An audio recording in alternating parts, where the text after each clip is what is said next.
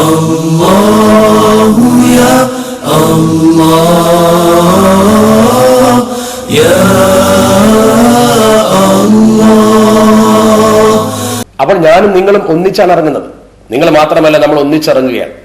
നമ്മൾ ഇന്ന് രാത്രി വീട്ടിൽ നമ്മൾ ഉറങ്ങി, രാവിലെ എഴുന്നേറ്റു, സുബൈക്ക് മുമ്പ് എഴുന്നേറ്റു, 2 റക്അത്ത് നമ്മൾ യാത്രയുടെ സുന്നത്ത് നമസ്കരിക്കുന്നതിന് മുമ്പ് എല്ലാ കാര്യങ്ങളും ഒരുക്കി വെച്ചു, ഒക്കെ ഭദ്രമാണോ എന്ന് നോക്കി, ബാഗ്, സാമഗ്രികൾ, സാധനങ്ങൾ ഒക്കെ ഒരുക്കി വെച്ച് 2 റക്അത്ത് സുന്നത്ത് നമസ്കരിക്കുന്നു. അള്ളാഹു തആലാക്ക് വേണ്ടി യാത്രയുടെ 2 റക്അത്ത് സുന്നത്ത് ഞാൻ നമസ്കരിക്കുന്നു. അല്ലാഹു അക്ബർ. ഉസല്ലി റക്അത്തൈ സഫർ ലില്ലാഹി തആല. അല്ലാഹു അക്ബർ. ഫാത്തിഹ ഓതി. 1ാമത്തെ റക്അത്തിൽ നമ്മൾ ഖുൽ യാ അയ്യുഹൽ കാഫിറൂന ഓതി. 2ാമത്തെ റക്അത്തിൽ നാം സൂറത്തുൽ ഇഖ്ലാസ് അഥവാ ഖുൽ ഹുവല്ലാഹു ഓതി. നമസ്കാരം കഴിഞ്ഞതിന് ശേഷം അവൻ അവിടെ ഇരുന്നു കൊണ്ട് തന്നെ ദുആ ചെയ്യുക. സാധാരണ നമസ്കാരത്തിന്റെ ദുആ, പടച്ചവനെ ഞാനും നല്ല കാര്യത്തിന് ഇറങ്ങുന്നു, റബ്ബെ കബൂൽ ചെയ്യണേ, യാത്ര എളുപ്പമാക്കണേ എന്നൊക്കെ ദുആ ചെയ്ത ശേഷം ആയത്തുൽ കുർസി ഓതുക. വളരെ പ്രധാനമാണ്. ഏതൊരു വിഷയത്തിന് വേണ്ടി നമ്മൾ ഇറങ്ങുമ്പോഴും മൻ ഖറഅ ആയത്തുൽ കുർസി ഇൻദ ഖുറൂജിഹി മിൻ മൻസിലിഹി, ഒരാൾ തന്റെ ഭവനത്തിൽ നിന്ന് ഇറങ്ങുന്ന സന്ദർഭത്തിൽ ആയത്തുൽ കുർസി ഓതിയാൽ അവന് വെറുപ്പുണ്ടാക്കുന്ന, അവന് വിഷമമുണ്ടാക്കുന്ന ഒരു സംഗതിയും പിന്നെ ഉണ്ടാവില്ല. അത്ര ഗൗരവം. നമ്മളെ പ്രയാസപ്പെടുന്ന ഒരു സംഗതിയും പിന്നെ യാത്രയിൽ ഉണ്ടാവില്ല. മുത്തുനബി പറഞ്ഞതാണ്. ഇത് ഞാൻ ക്ലാസ്സിൽ പറഞ്ഞു എന്നതുകൊണ്ട്, നിങ്ങൾ ചൊല്ലിയത് കൊണ്ട് പ്രയോജനമില്ല. പിന്നെയോ എന്റെ മുത്തുനബി പറഞ്ഞിട്ടുണ്ട്. ഞാൻ ക്ലാസ്സിൽ പറഞ്ഞു, കാസറ്റിൽ കേട്ടു എന്നതുകൊണ്ട്, നമ്മൾ ദുആ ചെയ്തത് കൊണ്ട് ഫലമില്ല. മറിച്ചോ മനസ്സിലൊരു ദൃഢവിശ്വാസം, എന്റെ മുത്തുനബി പറഞ്ഞിട്ടുണ്ട്. എന്ത്? ആയത്തുൽ കുർസി വീട്ടിൽ നിന്ന് ഇറങ്ങുമ്പോൾ വിശ്വാസത്തോടെ ഓതിയാൽ തിരിച്ചു വരുന്നത് വരെ ഒരു പ്രയാസം ഉണ്ടാവില്ല, ഒരു ബുദ്ധിമുട്ടും വരില്ല. ആ ധാരണയോടുകൂടി അത് ഓതിയാൽ അള്ളാഹു തീർച്ചയായും നമ്മെ കാത്തിരക്ഷിക്കും.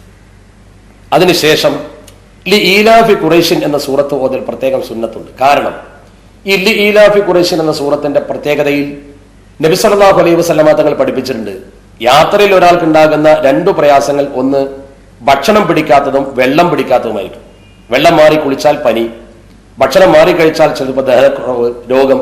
ഈ 2 പ്രശ്നം യാത്രയിൽ സ്വാഭാവികമാണ്, പ്രത്യേകിച്ച് ആദ്യമായി ദീർഘയാത്ര ചെയ്യുന്നവർക്ക്. ലീലാഫി ഖുറൈശിൻ എന്ന സൂറത്ത് ഓതിയിട്ടാണ് ഒരാൾ വീട്ടിൽ നിന്ന് ഇറങ്ങുന്നതെങ്കിൽ ഈ 2 ദുരിതങ്ങൾ അയാൾക്ക് ബാധിക്കില്ല എന്ന് പരിശുദ്ധ ദീൻ നമ്മളെ പഠിപ്പിച്ചിട്ടുണ്ട്. അങ്ങനെ നാം ഈ 2 സൂറ അഥവാ ആയത്തുൽ കുർസിയും അതുപോലെ ലീലാഫി ഖുറൈശിയും, ഈ 2 സൂറത്ത് അഥവാ ഈ ആയത്തുൽ കുർസി എന്ന സയ്യിദത്തു ആയുൽ ഖുർആൻ എന്ന് പറഞ്ഞ ആ ആയത്തും അതോടൊപ്പം തന്നെ ലീലാഫി ഖുറൈശിൻ എന്ന സൂറയും, അത് 2ഉം ഓതാൻ വിട്ടുപോകരുത്. 3 കാര്യം വളരെ പ്രധാനം. യാത്ര പോകുന്നവർ 1-2 റക്അത്ത് നമസ്കാരം, തഹ്രീമിന്റെ കറാഹത്തുള്ള സമയത്തല്ലെങ്കിൽ ആയത്തുൽ കുർസി ഓതൽ, ലീലാഫി ഖുറൈശി ഓതൽ, ഇത് 3 മറന്നു പോകരുത്. അതിനുശേഷം ഇൻഷാ അല്ലാഹ് നമ്മൾ അല്ലാഹു സുബ്ഹാനഹു വ തആലയോട് നമ്മുടെ ഈ യാത്ര ഖൈറാകാൻ വേണ്ടി ദുആ ചെയ്യുകയാണ്. അല്ലാഹുമ്മ ബിക അസ്തഈനു വഅലൈക അതവക്കൽ അല്ലാഹുമ്മ ദല്ലിലി സുഉബത അംരി വസഹിൽ അലയ്യ മശഖത സഫരി വർസുഖ്നി മിനൽ ഖൈർ അക്സറ മിമ്മാ അത്ലുബു വസ്രിഫ് അന്നി കുല്ല ശർർ റബ്ബി ഇശ്റഹ് ലി സദ്രി വനവ്വിർ ഖൽബി വയസ്സിർ ലി അംരി അല്ലാഹുമ്മ ഇന്നി അസ്തഗ്ഫിറുക വഅസ്തഉദിഉക നഫ്സി വദീനി വഅഹ്ലി വഅഖാരിബി വകുല്ലമാ അൻഅംത ബിഹി അലയ്യ വഅലൈഹിം മിൻ ആഖിറത്തിൻ വദുനിയാ ഫഹ്ഫദ്നാ അജ്മഈൻ മിൻ കുല്ലി സൂഇൻ യാ കരീം. ഈ ദുആ പ്രത്യേകമായി ഓതുക. ഇതൊക്കെ സാധാരണഗതിയിൽ നിങ്ങളുടെ മനാസിക്കിൽ നോക്കിക്കൊണ്ട് നിങ്ങൾക്ക് ചൊല്ലാവുന്നതാണ്. അത് കഴിഞ്ഞതിന് ശേഷം എല്ലാവരോടും യാത്ര പറയുക. എങ്ങനെയാണ് യാത്ര പറയേണ്ട രീതി? സാധാരണഗതിയിൽ ഒരാൾ മറ്റൊരാളെ യാത്ര അയക്കുമ്പോൾ മുസാഫഹത്ത് ചെയ്യാൻ പറ്റിയവർ മുസാഫഹത്ത് ചെയ്തിട്ട് പരസ്പരം മുസാഫഹത്ത് ചെയ്തുകൊണ്ട് തന്നെ അസ്തൗദിഉല്ലാഹ ദീനക വ അമാനതക വ ഖവാതീമ അമലിക സവ്വദകല്ലാഹു തഖ്വ വ ഗഫറ ദംബക വ യസ്സറ ലകൽ ഖൈറ ഹൈസു കുൻത. ഈ ദുആ പ്രത്യേകം ചൊല്ലുക. യാത്ര പോകുന്നവനും ചൊല്ലുക, യാത്ര അയക്കുന്നവനും ചൊല്ലുക. 2 കൂട്ടരും അസ്തൗദിഉല്ലാഹ ദീനക വ അമാനതക വ ഖവാതീമ അമലിക, നിന്റെ അമലിന്റെ പരിസമാപ്തിയും ദീനും അമാനത്തും ഒക്കെ പടച്ച റബ്ബിനെ ഏൽപ്പിക്കുന്നു. സവ്വദകല്ലാഹു തഖ്വ, പടച്ചവൻ നിനക്ക് തഖ്വ വർദ്ധിപ്പിച്ചു തരട്ടെ. വ ഗഫറ ദംബക, നിന്റെ ദോഷം പടച്ച റബ്ബ് പുറത്തു തരട്ടെ. വ യസ്സറ ലകൽ ഖൈർ, പടച്ച റബ്ബ് നിനക്ക് ഖൈർ എളുപ്പമാക്കി തരട്ടെ. ഹൈസു കുൻത, നീ എവിടെ എപ്പോ എങ്ങനെയാണെങ്കിലും ശരി അള്ളാഹു നിനക്ക് ഖൈർ തരട്ടെ. ഇങ്ങനെ നമ്മൾ പരസ്പരം ദുആ കൊണ്ട് വസിയത്ത് ചെയ്യാം. സാധിക്കുമെങ്കിൽ അവിടെ കൂടി നിൽക്കുന്നവരിലെ പാവങ്ങൾക്ക്, അയൽപക്കക്കാര്, പാവങ്ങൾ, ബുദ്ധിമുട്ടുള്ളവർക്കൊക്കെ, കുടുംബക്കാർക്കൊക്കെ വലതും സ്വതക്ക ചെയ്യാം. എന്തെങ്കിലുമൊക്കെ പൈസ കൊടുക്കുക. യാത്ര പോകുമ്പോൾ സ്വതക്ക കൊടുക്കൽ സുന്നത്താ, മറക്കണ്ട. അങ്ങനെ സ്വതക്ക കൊടുത്ത് ദുആ കൊണ്ട് അങ്ങോട്ടും ഇങ്ങോട്ടും ഒക്കെ വസിയത്ത് ചെയ്ത് റസൂലുള്ളാഹിയുടെ അടുത്ത് ചെല്ലുമ്പോൾ സലാം പറയാൻ ആരെങ്കിലും വസിയത്ത് ചെയ്തിട്ടുണ്ടെങ്കിൽ അവരെ ശ്രദ്ധിച്ച് അങ്ങനെ കുടുംബനാഥൻ എന്ന രീതിയിൽ നമ്മൾ ഏറ്റവും ബന്ധപ്പെട്ട ഭാര്യ, മക്കൾ, ഉമ്മ, ഉപ്പ, ഏറ്റവും അടുത്ത ആളുകളാണ്. അവരോട് യാത്ര പറയുമ്പോൾ കൈ പിടിച്ചിട്ട് പ്രത്യേകം ഒരു വാക്കുണ്ട്, അസ്തൗദിഉകുമുല്ലാഹല്ലദീ ലാ യുദിഉ വദാഇഅഹു. യാത്ര അയക്കുന്ന ആൾക്കാർ എല്ലാവരും കൂടി എന്താ പറയേണ്ടത്? അല്ലാഹുമ്മ തുബി അൻഹുൽ ബുഅദ് വഹവ്വിൻ അലൈഹി സഫർ. അങ്ങനെ ദുആ കൊണ്ട് പ്രത്യേകം വസിയത്ത് ചെയ്യണം, അങ്ങോട്ടും ഇങ്ങോട്ടും. അത് ആവശ്യമാണ്. പുറപ്പെടുന്ന സമയത്തോ, യാത്ര പുറപ്പെടുന്ന സമയത്ത് മനാസിക്കിൽ നോക്കൂ. നിങ്ങളെ മനാസിക്കിൽ നോക്കുമ്പോൾ കാണാൻ കഴിയും, അല്ലാഹുമ്മ ഇന്നി അഊദു ബിക മിൻ അൻ അളില്ല ഔ ഉദല്ല ഔ അസില്ല ഔ ഉസല്ല ഔ അദ്ലിമ ഔ ഉദ്ലമ ഔ അജ്ഹല ഔ ഉജ്ഹല അലയ്യ. ഈ ഒരു പ്രത്യേക ദുആ അത് വളരെ ശ്രദ്ധേയമാണ്. നമ്മൾ മനസ്സിലാക്കണം, ഒരു മുഅ്മിനായ മനുഷ്യൻ ഒരു വിഷയത്തിന് വേണ്ടി ഇറങ്ങുമ്പോൾ ദുആ ചെയ്യുക. ആ പ്രാർത്ഥനയിലുള്ള ഒരു വാചകം നോക്കും നിങ്ങൾ, അൻ അളില്ല ഔ ഉദല്ല എന്നൊക്കെ പറഞ്ഞിട്ട് ഔ അദ്ലിമ ഔ ഉദ്ലമ. ഞാൻ ആരെങ്കിലും അങ്ങോട്ട് ദ്രോഹിക്കുന്നില്ലെന്നും ഒരാൾ എന്നെ ഇങ്ങോട്ട് ദ്രോഹിക്കുന്നില്ലെന്നും ഞാൻ കാവൽ ചോദിക്കുന്നു. നമ്മുടെ ഒരു യാത്രാഫലമായി ഒരുത്തനും ഒരു ദ്രോഹം ഉണ്ടാകാൻ പാടില്ല. ലോകത്തൊരു മുസ്ലിമും തീവ്രവാദിയോ ഭീകരവാദിയോ ആകില്ലല്ലോ. യാത്രക്ക് പോകുന്ന ഒരു മനുഷ്യൻ പടച്ച റബ്ബിനോട് തേടുന്ന എന്താ? പടച്ചോനെ, എന്നെ കൊണ്ടൊരു മനുഷ്യന് ദ്രോഹം വരരുത്, ഒരാൾ എന്നെ ഇങ്ങോട്ടും ദ്രോഹിക്കരുത്. എന്തൊരു മനോഹരമായ സംസ്കാരം! ഈ ദുആ ചെയ്യൽ പ്രത്യേകം സുന്നത്ത. അങ്ങനെ വീട്ടിന്റെ പടിവാതിൽക്കൽ വന്ന് യാത്ര പറച്ചിലൊക്കെ കഴിഞ്ഞു, സ്വതക്ക കൊടുത്തു, പ്രത്യേക ദുആകളൊക്കെ ചൊല്ലി, നമസ്കരിച്ചു, ബാഗും സാധനങ്ങളൊക്കെ ഒരുക്കി വീട്ടിന്റെ പടിക്കൽ വന്നിട്ട് ഇറങ്ങുമ്പോ ഇടതുകാലം മുന്തിച്ചുകൊണ്ട്, നീ സംശയിക്കണ്ട, വീട്ടിൽ നിന്ന് ഇറങ്ങുമ്പോഴും പള്ളിയിൽ നിന്ന് ഇറങ്ങുമ്പോഴൊക്കെ ഇടത്തെ കാലം മുന്തിക്കേണ്ടത്. ഇടതുകാലം മുന്തിച്ചുകൊണ്ട് ബിസ്മില്ലാഹി തവക്കൽതു അലല്ലാഹ് ലാ ഹൗല വലാ ഖുവത ഇല്ലാ ബില്ലാഹ് ഇത് പറഞ്ഞിട്ടുണ്ട് ഇറങ്ങന്നെ. വീട്ടിൽ നിന്ന് ഇറങ്ങേണ്ട രീതി അതാ. ഈ വാചകം ഇവൻ പറയുമ്പോൾ ഹുദീതവ കുഫീത ഉഖീത എന്ന് ഒരു വിളിയാളം ഉണ്ടാകുമെന്നാണ്. ഒരു അശരീരി അവന്റെ സംരക്ഷണം പടച്ചറപ്പ് ഏറ്റെടുത്തതായിട്ടൊരു വിളിയാളം ഇടതുകാലം വെച്ചുകൊണ്ട് വീട്ടിൽ നിന്ന് ഇറങ്ങുക. അങ്ങനെ ഇറങ്ങിക്കഴിഞ്ഞാൽ വീട്ടിൽ നിന്ന് നമ്മൾ അങ്ങ് ഇറങ്ങുന്നതോടുകൂടി വാഹനത്തിലേക്ക് വലതുകാൽ വെച്ച് കയറുക. വാഹനത്തിലേക്ക് വലതുകാൽ വെച്ച് കയറുമ്പോൾ സാധാരണ ഏത് യാത്രയിലും വാഹനം കയറുമ്പോൾ അൽഹംദുലില്ലാഹ് സുബ്ഹാനല്ലദീ സഖറ ലനാ ഹാദാ വമാ കുന്നാ ലഹു മുഖ്രിനീൻ വഇന്നാ ഇലാ റബ്ബിനാ ലമുൻഖലിബൂൻ. അൽഹംദുലില്ലാഹ് അൽഹംദുലില്ലാഹ് അൽഹംദുലില്ലാഹ് അല്ലാഹു അക്ബർ അല്ലാഹു അക്ബർ അല്ലാഹു അക്ബർ ലാ ഇലാഹ ഇല്ലല്ലാഹ്. ഈ പ്രാർത്ഥന നിർവഹിക്കുക. എന്നിട്ട് വാഹനത്തിൽ കയറിയിരിക്കൂ. ഇരുന്നതിന് ശേഷം വാഹനം ഇതാ പുറപ്പെടുന്നു. പുറപ്പെടുന്ന സമയത്ത് നിങ്ങൾ മനാസിക്ക് തുറക്കൂ. നമ്മൾ മനാസിക്ക് തുറക്കുന്നു.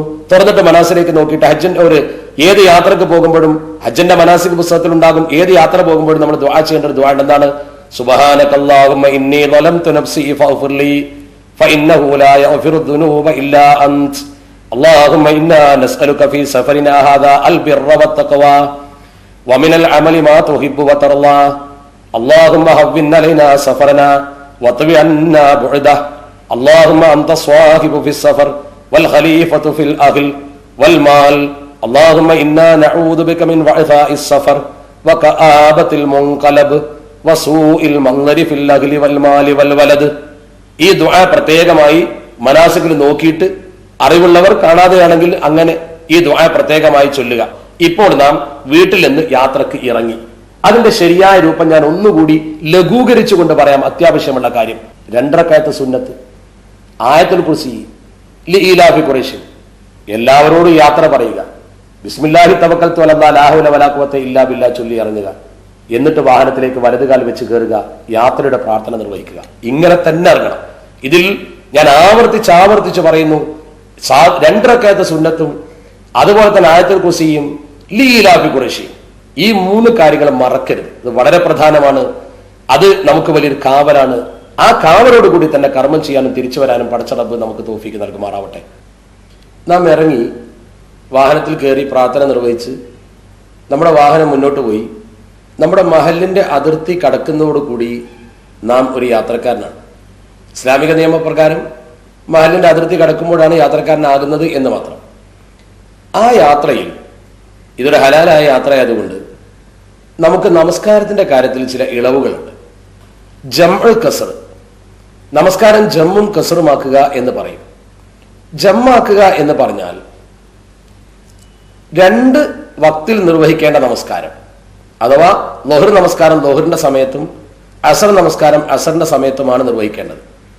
മഗ്രിബ് നമസ്കാരം മഗ്രിബിന്റെ സമയത്തും ഇശാ നമസ്കാരം ഇശാന്റെ സമയത്തുമാണല്ലോ നിർവഹിക്കേണ്ടത്. ഇങ്ങനെ 2 വക്തിലായി നിർവഹിക്കേണ്ട നമസ്കാരം ഒന്നിച്ചു ചേർത്ത് ഏതെങ്കിലും ഒന്നിന്റെ വക്തിൽ നമസ്കരിക്കുന്നതിന് ജംആക്കുക എന്ന് പറയും.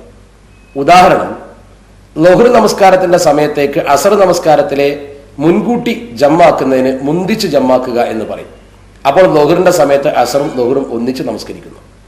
അതല്ലെങ്കിൽ അസറിന്റെ സമയത്തേക്ക് ളുഹറിനെ പിന്തിക്കുന്നു. ളുഹറിന്റെ സമയത്ത് ഇയാൾ വാഹനത്തിലാണ്, ഇറങ്ങാൻ നിർവാഹമില്ല.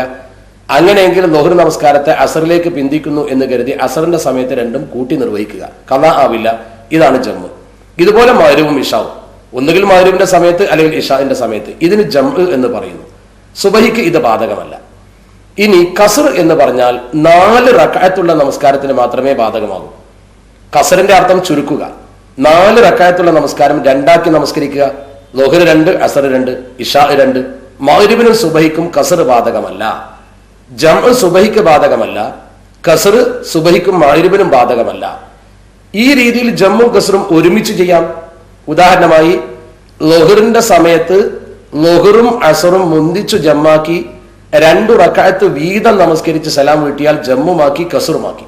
അഥവാ 4 2ആക്കി കസറായി, 2ന്റെ സമയം 1ആക്കി ജമ്മായി. ഇതാണ് ജമ്മു കസർ. ഇങ്ങനെ ഈ ആനുകൂല്യം സ്വീകരിക്കുന്നതിന് ചില പ്രത്യേക നിബന്ധനകളുണ്ട്, അഥവാ പൊതു നിബന്ധനകൾ. ആ പൊതു നിബന്ധനകൾ നമുക്ക് ആദ്യമായി പഠിക്കാം. ഒന്നാമതായി 132 കിലോമീറ്റർ എങ്കിലുമുള്ള യാത്രയിലെ ജമ്മും കസറുമാക്കാൻ പറ്റും. കസറാക്കണമെങ്കിൽ 132 കിലോമീറ്റർ മിനിമം നിർബന്ധമാണ്. ഈ ദൈർഘ്യത്തിൽ, കിലോമീറ്റർ ദൈർഘ്യത്തിൽ ചില്ലറ വ്യത്യാസങ്ങളൊക്കെ ഉണ്ടാകുമെങ്കിലും സാധാരണ കണക്കാക്കി വരുന്ന ഒരു ദൈർഘ്യം അതാണ്, 2 മർഹല. അതേസമയം ജമ്മാക്കുന്നതിന് ഇതിനേക്കാൾ ചുരുങ്ങിയ ദൂരത്തേക്കുള്ള യാത്രയും അഥവാ ദൈർഘ്യം കുറഞ്ഞ യാത്രയിലും ജമ്മാക്കാം എന്ന് പണ്ഡിതാഭിപ്രായമുണ്ട്. കസറാക്കാൻ ദീർഘയാത്രയിൽ മാത്രമേ പറ്റൂ, അഥവാ 132 കിലോമീറ്റർ ഉണ്ടെങ്കിൽ. 2, ദേശത്തിന്റെ അതിർത്തി വിട്ടത് മുതലേ ജമ്മും കസറുമാക്കാൻ നിർവാഹമുള്ളൂ, അനുമതിയുള്ളൂ. ദേശത്ത് വെച്ചുകൊണ്ട്, അഥവാ നമ്മുടെ നാട്ടിൽ വെച്ചുകൊണ്ട് നമ്മൾ ഇന്ന് യാത്ര ചെയ്യാൻ തീരുമാനിച്ചാൽ വീട്ടിൽ വെച്ച് തന്നെ നമ്മൾ നമസ്കരിക്കുകയാണെങ്കിൽ ഇറങ്ങുന്നതിന് മുമ്പുള്ള നമസ്കാരത്തിന് ജമ്മും കസറും ബാധകമല്ല. മഹലിന്റെ അതിർത്തി അഥവാ ദേശത്തിന്റെ അതിർത്തി വിട്ടതിന് ശേഷമാണ് അവൻ യാത്രക്കാരനാകുന്നത്. 3, യാത്ര ഹലാലായ യാത്രയായിരിക്കണം. അനുവദനീയമായ യാത്രക്കാരന് മാത്രമേ ജമ്മാക്കാനും കസറാക്കാനും മതപരമായി അനുമതിയുള്ളൂ. അഥവാ ഒരു വ്യക്തി ഹറാമായ യാത്ര, വല്ലതും കട്ടെടുത്തുകൊണ്ട് അവൻ നാട് വിട്ടു പോകുന്നു, അല്ലെങ്കിൽ അതുപോലുള്ള എന്തെങ്കിലും ഒരു ഹറാമായ കർമ്മത്തിന് വേണ്ടി പോകുന്നു, അവന് ഇത് ബാധകമല്ല. 4, യാത്രക്ക് ഒരു ലക്ഷ്യം, മഖ്സദ് മുഅയ്യൻ എന്ന് പറയും, നിശ്ചിത ലക്ഷ്യം. വെറുതെ നാട് കാണാൻ നടക്കുന്ന ഒരാൾ, അതേസമയത്ത് ലക്ഷ്യമില്ലാത്ത യാത്രക്കാരന് ജമ്മാക്കാനും കസറാക്കാനും പറ്റില്ലെങ്കിലും സാധാരണ ഒരു ടൂർ ഉദ്ദേശിച്ച് പോകുന്ന, ഒരു പ്രദേശം കാണുക എന്ന ഉദ്ദേശത്തിൽ പോകുന്നയാൾക്ക് അതൊരു ലക്ഷ്യമായതുകൊണ്ട് അയാൾക്ക് ജമ്മും കസറുമാക്കാം. ഒരു വ്യക്തമായ ലക്ഷ്യം വേണം. 4, വ്യക്തമായ ലക്ഷ്യമുണ്ടായിരിക്കുക. 5, ഏറ്റവും ചുരുങ്ങിയത് 4 ദിവസം ഒരു സ്ഥലത്ത് ഒരാൾ തങ്ങാൻ കരുതിയാൽ, മിനിമം 4 ദിവസമെങ്കിലും അവൻ ആ പ്രദേശത്ത് താമസിക്കും എന്ന് കരുതിയാൽ, ഇവൻ എത്തിച്ചേരുന്ന ദിവസവും പുറപ്പെടുന്ന ദിവസവും കൂടാതെ 4 ദിവസം ഒരു സ്ഥലത്ത് താമസിക്കുകയാണെങ്കിൽ, അങ്ങനെ 4 ദിവസം താമസിക്കാൻ മനസ്സിൽ കരുതുന്നതോട് കൂടി തന്നെ ജമ്മും കസറും അവന് ഒരിക്കലും പിന്നീട് നമസ്കാരത്തിന്റെ കാര്യത്തിൽ സ്വീകരിക്കാൻ പറ്റാത്ത അവസ്ഥ വരും. അഥവാ നാം കോഴിക്കോട്ടെത്തി, അല്ലെങ്കിൽ ഏതെങ്കിലും ഒരു പ്രദേശത്ത് ജിദ്ദയിലെത്തി 4 ദിവസം അവിടെ താമസിക്കും എന്ന് കരുതി, അത് കരുതുന്നതോടുകൂടി പിന്നെ അവന് ജമ്മാക്കാനും കസറാക്കാനും പറ്റില്ല.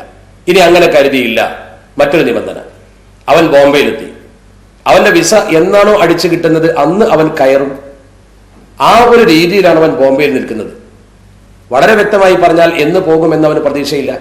അപ്പോൾ 4 ദിവസം നിൽക്കുമോ 5 ദിവസം നിൽക്കുമോ അവൻ അറിയില്ല.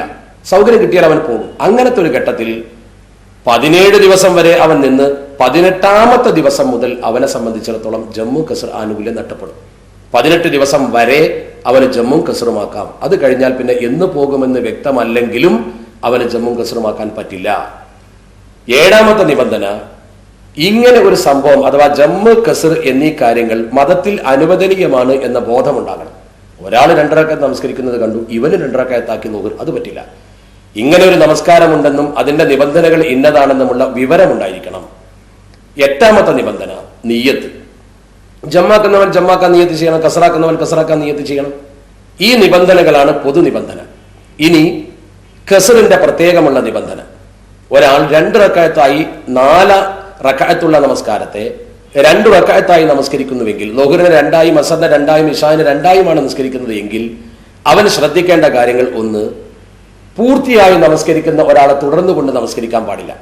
നമ്മളൊരു പള്ളിയിൽ കയറുന്നു, നമ്മൾ ളുഹർ കസറാക്കി നിസ്കരിക്കാൻ ഉദ്ദേശിക്കുന്നു. അപ്പോൾ അവിടെ സാധാരണഗതിയിൽ 4 റക്അത്ത് ളുഹർ നിസ്കരിക്കുന്ന ഒരു ജമാഅത്തുണ്ട്. ആ ജമാഅത്തിൽ അവൻ പങ്കെടുക്കാൻ പാടില്ല. അതിൽ പങ്കെടുത്താൽ ഖസ്റാക്കാൻ പറ്റില്ല, ജമ്മാക്കാം. അവൻ ളുഹർ നമസ്കരിച്ചതിന് ശേഷം അസറിന്റെ വേഗത്തിൽ ജമ്മാക്കാവുന്നതാണ് അവന് സ്വന്തമായി. രണ്ടാമത്തെ നിബന്ധന, ഖസ്റാക്കുന്നു എന്ന് നിയ്യത്തിൽ തന്നെ കരുതണം. നമസ്കാരത്തിന് നിയ്യത്ത് ചെയ്യുമ്പോൾ തന്നെ ഞാൻ ഖസ്റാക്കുന്നു എന്ന് കരുതണം, അഥവാ രണ്ടാക്കി നമസ്കരിക്കുന്നു എന്ന് കരുതണം. മൂന്നാമത്തെ നിബന്ധന, 2 നമസ്കാരങ്ങളും അഥവാ അവന്റെ ആ നമസ്കാരം പൂർത്തിയാകുന്നതിന് വരെ യാത്ര നീണ്ടു നിൽക്കണം. അത് ഇന്നത്തെ സാഹചര്യത്തിൽ സാധാരണഗതിയിൽ യാത്രക്കാർ ഒരു പ്രദേശത്ത് ഇറങ്ങിയതിനു ശേഷമായിരിക്കുമല്ലോ നമസ്കരിക്കുന്നത്. അതുകൊണ്ട് തന്നെ ആദ്യം പറഞ്ഞ 2 കാര്യങ്ങളാണ് വളരെ ഗൗരവത്തോടു കൂടി ശ്രദ്ധിക്കേണ്ടത്. ഇതാണ് ഖസ്റിന്റെ നിബന്ധന. ഇനി ജമ്മിന്റെ നിബന്ധനകൾ. മുന്തിച്ച് ജമ്മാക്കുകയാണ്. മുന്തിച്ച് ജമ്മാക്കുക എന്നാൽ ശ്രദ്ധിക്കുക, ളുഹറിന്റെ സമയത്തേക്ക് അസറിനെ മുന്തിച്ച് ജമ്മാക്കുക, അല്ലെങ്കിൽ മഗ്‌രിബിന്റെ സമയത്തേക്ക് ഇശാഇനെ മുന്തിച്ച് ജമ്മാക്കുക. ഇങ്ങനെ ജമ്മാക്കുമ്പോൾ ശ്രദ്ധിക്കേണ്ട കാര്യങ്ങൾ 4 കാര്യങ്ങളാണ്. 1, ക്രമം പാലിച്ചിരിക്കണം. ക്രമം പാലിക്കുക എന്നാൽ ളുഹറിന്റെ സമയത്താണ് അസർ നമസ്കരിക്കുന്നെങ്കിൽ ആദ്യം ളുഹർ പിന്നെ അസർ, ക്രമം നിർബന്ധമാണ്. 2, ഒന്നാമത്തെ നമസ്കാരത്തിൽ തന്നെ നിയ്യത്ത് ചെയ്യുമ്പോഴോ സലാം വീട്ടുന്നതിന് മുമ്പോ അടുത്ത നമസ്കാരത്തെ ജമ്മാക്കുന്നു എന്ന് കരുതണം. ജമ്മാക്കുന്നു എന്ന് കരുതിയിട്ടില്ലെങ്കിൽ പിന്നെ അടുത്ത നമസ്കാരത്തെ അതിന്റെ സമയത്ത് നമസ്കരിക്കേണ്ടി വരും. മൂന്നാമത്തെ നിബന്ധന, 2 നമസ്കാരങ്ങളും തുടർച്ചയായി നിർവഹിച്ചിരിക്കണം. സോദാഹരണം പറഞ്ഞാൽ, ളുഹർ നമസ്കരിച്ചു, അസറിനെ ജമ്മാക്കുന്നുണ്ട്, ളുഹർ നമസ്കരിച്ച് പ്രാർത്ഥിച്ച് മറ്റു കാര്യങ്ങളിൽ ഏർപ്പെട്ട് സമയം കളഞ്ഞാൽ പിന്നെ അസർ ജമ്മാക്കാൻ പറ്റില്ല. അസറിന്റെ സമയത്ത് അസർ ബാങ്ക് വിളിച്ച ശേഷം അത് നമസ്കരിക്കണം. അതേസമയം ളുഹർ നമസ്കരിച്ചു, ഒരു ഇഖാമത്തിന്റെ സമയം എടുത്ത് ഇഖാമത്ത് കൊടുത്ത് വേഗം അസർ നമസ്കരിക്കുകയാണെങ്കിൽ ജമ്മ് ശരിയാണ്. 4ാമത്തെ നിബന്ധന, 2ാമത്തെ റക്അത്തിന് അഥവാ 2ാമത്തെ നമസ്കാരത്തിന്, 1ാമത്തെ നമസ്കാരം കഴിഞ്ഞ് 2ാമത്തെ നമസ്കാരത്തിന് ഇഹ്റാം ചെയ്യുന്നത് വരെ യാത്രയിലായിരിക്കണം. ഇതും സ്വാഭാവികമായും ഒരു സ്ഥലത്ത് ഇറങ്ങി നിന്ന് നമസ്കരിക്കുന്നവനെ സംബന്ധിച്ചുള്ള വാഹനത്തിൽ ഇരിക്കുന്നവനെ സംബന്ധിച്ചിടത്തോളം ഉള്ളതുപോലെ ബാധകമല്ല. ആദ്യം പറഞ്ഞ 3 കാര്യങ്ങളാണ് ശ്രദ്ധിക്കേണ്ടത്. അപ്പോൾ മുന്തിച്ച് ജമ്മാക്കുമ്പോൾ ശ്രദ്ധിക്കേണ്ട ഈ നിബന്ധനകൾ കൃത്യമായി പാലിച്ചിരിക്കണം. അപ്പോൾ സാധാരണഗതിയിൽ എങ്ങനെ നമസ്കരിക്കണം, അത് ഇൻഷാ അല്ലാഹ് പിന്തിച്ച് ജമ്മാക്കുന്ന നിബന്ധനയും കൂടി പറഞ്ഞ ശേഷം പറയാം. പിന്തിച്ച് ജമ്മാക്കുമ്പോൾ ശ്രദ്ധിക്കേണ്ടത്, 1, ആദ്യത്തേതിന്റെ വക്ത് തീരുന്നതിന്റെ മുമ്പ് ഞാൻ ഈ നമസ്കാരത്തെ പിന്തിച്ചു ജമ്മാക്കുന്നു എന്ന് മനസ്സിൽ കരുതണം. അത് നിർബന്ധമാണ്. ഇല്ലെങ്കിൽ ആ നമസ്കാരം ഖളാ ആകും. ഉദാഹരണം, ളുഹർ ബാങ്ക് വിളിച്ചു, ഈ സമയത്ത് നമ്മൾ വാഹനത്തിലാണ്, അസറിലേക്കാണ് ളുഹറിനെ നമ്മൾ പിന്തിക്കുന്നത് എങ്കിൽ ളുഹർ നമസ്കാരം നിർവഹിക്കാൻ ഒരു സമയം ലഭ്യമാകുന്ന അത്ര സമയം അസർ ബാങ്ക് വിളിക്കുന്നതിന് മുമ്പായി നാം ഈ ളുഹറിനെ അസറിലേക്ക് പിന്തിക്കുന്നു എന്ന് കരുതണം. കരുതിയില്ലെങ്കിൽ ളുഹർ ഖളാ ആവും. 2ാമത്തെ നിബന്ധന, 2 നമസ്കാരങ്ങളും പൂർത്തിയാകുന്നതിന് മുമ്പ് യാത്ര അവസാനിക്കാൻ പാടില്ല. 2 നമസ്കാരം പൂർത്തിയാകുന്നതിന് മുമ്പ് യാത്ര അവസാനിച്ചാൽ അതാത് നമസ്കാരങ്ങൾ അതാതിന്റെ സമയത്ത് നിർവഹിക്കേണ്ട ഒരവസ്ഥ വരുന്നു. ഇവിടെ ശ്രദ്ധിക്കേണ്ട കാര്യം, ഇതുകൊണ്ട് നമുക്ക് കിട്ടുന്ന ഏറ്റവും വലിയ ഗുണം, ഉദാഹരണം, നമ്മളിപ്പോൾ കരിപ്പൂർ എയർപോർട്ടിൽ എത്തിയെന്നിരിക്കട്ടെ, നമ്മുടെ ഫ്ലൈറ്റ് പുറപ്പെടുന്നത് 2 മണിക്കാണ്. 2 മണിക്ക് ഫ്ലൈറ്റ് പുറപ്പെടുമ്പോൾ, ഉദാഹരണമാണ് പറയുന്നത്, 2 മണിക്ക് ഫ്ലൈറ്റ് പുറപ്പെടുമ്പോൾ നമ്മൾ 2 മണിക്ക് ഫ്ലൈറ്റിൽ കയറിയാൽ ജിദ്ദയിൽ എത്തുമ്പോഴേക്കും മഗ്‌രിബിന്റെ സമയമാവും. അപ്പൊ അസർ നഷ്ടപ്പെടും. അപ്പോൾ നമുക്ക് എന്ത് ചെയ്യാൻ പറ്റും, ളുഹറിന്റെ സമയം 12:30 മണിക്ക് ളുഹർ ബാങ്ക് വിളിച്ചാൽ എയർപോർട്ടിന്റെ ലോഞ്ചിൽ വെച്ച് ഞാൻ ളുഹർ നമസ്കാരത്തെ അസർ നമസ്കാരത്തിന്റെ കൂടെ ജമ്മാക്കി ഖസ്റാക്കി 2 റക്അത്ത് നമസ്കരിക്കുന്നു എന്ന് നിയ്യത്ത് ചെയ്തുകൊണ്ട് ളുഹർ 2 റക്അത്ത് നിസ്കരിച്ച് സലാം വീട്ടി ഉടനെ തന്നെ അസറും 2 റക്അത്ത് നിസ്കരിച്ച് സലാം വീട്ടിയാൽ ളുഹറും അസറും നമ്മൾ നിർവഹിച്ചു. വിമാനത്തിൽ കയറി, വിമാനം ജിദ്ദയിൽ ഇറങ്ങുമ്പോൾ മഗ്‌രിബാണ്. ഇനി മഗ്‌രിബ് കഴിഞ്ഞാലും പ്രശ്നമില്ല, കാരണം മഗ്‌രിബിന്റെ സമയം കഴിയുന്നതിന് മുമ്പ് ഞാൻ ഇശാഇലേക്ക് ജമ്മാക്കുന്നു എന്ന് കരുതി ഇശാഇന്റെ സമയത്ത് അത് നിസ്കരിച്ചാൽ മതി. അതുകൊണ്ട് തന്നെ ഒറ്റ നമസ്കാരവും ഖളാ ആകാതെ സൗകര്യപ്രദമായി നമുക്ക് നമസ്കരിക്കാൻ അവസരം കിട്ടുന്നു. നമ്മുടെ വിമാനം മഗ്‌രിബിന്റെ സമയത്ത് പോലും ആകാശത്താണെങ്കിൽ മഗ്‌രിബിന്റെ സമയം തീരുന്നതിന് മുമ്പ് ഞാൻ മഗ്‌രിബിനെ ഇശാഇലേക്ക് ജമ്മാക്കുമെന്ന് കരുതിയാൽ ഇശാക്കാണ് നമ്മൾ ജിദ്ദയിൽ ചെന്ന് ഇറങ്ങുന്നതെങ്കിൽ നമുക്ക് അവിടെ വെച്ച് മഗ്‌രിബും ഇശാവും നിർവഹിക്കാവുന്നതാണ്. ഈ പിന്തിച്ച് ജമ്മാക്കുമ്പോൾ ക്രമം നിർബന്ധമില്ല. ഉദാഹരണം, ളുഹറിനെ അസറിലേക്ക് പിന്തിച്ച് ജമ്മാക്കുമ്പോൾ അസറിന്റെ സമയത്ത് ആദ്യം അസർ നിർവഹിച്ച ശേഷം വേണമെങ്കിൽ പിന്നെ ളുഹർ നിസ്കരിക്കാം. അവിടെ ക്രമം നിർബന്ധമില്ല. മുന്തിച്ച് ജമ്മാക്കുമ്പോഴാണ് ക്രമം നിർബന്ധമുള്ളത്. അതുകൊണ്ട് യാത്രയിൽ ഈ ഒരു ആനുകൂല്യമുള്ളത് കൊണ്ട് സൗകര്യപ്രദമായി നമുക്ക് കാര്യങ്ങൾ നിർവഹിക്കാൻ കഴിയുന്നു. ഒരാൾ ളുഹറും അസറും ജമ്മാക്കിയാൽ സ്വല്ല അവലൻ സുന്നത്തുൽ ളുഹ്രില്ലത്തി ഖബ്ലഹ, ആദ്യമായി ളുഹറും അസറും ജമ്മാക്കുന്നവൻ ളുഹറിന്റെ മുമ്പുള്ള സുന്നത്ത് നമസ്കരിക്കണം. സുമ്മ സ്വല്ല ളുഹർ, പിന്നെ ളുഹർ നിസ്കരിക്കണം. സുമ്മൽ അസർ, പിന്നെ അസർ നിസ്കരിക്കണം. സുമ്മ സുന്നത്തുൽ ളുഹ്രില്ലത്തി ബഅദഹ, പിന്നെ ളുഹറിന്റെ ശേഷമുള്ള സുന്നത്ത് നിസ്കരിക്കണം. സുമ്മ സുന്നത്തൽ അസർ, പിന്നെ അസറിന്റെ മുമ്പുള്ള സുന്നത്ത് നിസ്കരിക്കണം. അങ്ങനെ നാം സുന്നത്ത് നമസ്കാരവും ജമാഅത്ത് നമസ്കരിക്കുമ്പോഴുള്ള സുന്നത്ത് നമസ്കാരവും എല്ലാം വ്യക്തമായി പഠിച്ച് ഇപ്പോൾ നമ്മൾ നേരെ എയർപോർട്ടിൽ എത്തിച്ചേരുകയാണ്. ഇപ്പൊ നമ്മൾ എയർപോർട്ടിലാണ് ഉള്ളത്.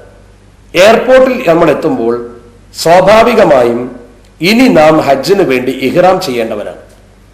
എയർപോർട്ടിൽ വെച്ചോ അതല്ലെങ്കിൽ ഹജ്ജ് ക്യാമ്പിൽ വെച്ചോ ആണ് നമ്മൾ ഇഹ്റാം ചെയ്യുക. അതെന്തുകൊണ്ടാണ് അവിടുന്ന് ഇഹ്റാം ചെയ്യുന്നത് എന്ന കാര്യം പിന്നീട് വിശദീകരിക്കാൻ നിങ്ങൾക്കത് ബോധ്യപ്പെടും.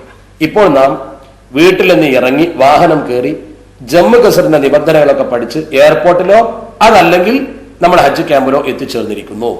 ഇനി നമുക്ക് ഹജ്ജ് എന്താണെന്ന് പഠിക്കണം, ഹജ്ജിന്റെ നിബന്ധനകൾ അറിയണം. അതിനുശേഷമാണ് ബാക്കി കാര്യങ്ങളിലേക്ക് നമ്മൾ നീങ്ങേണ്ടത്.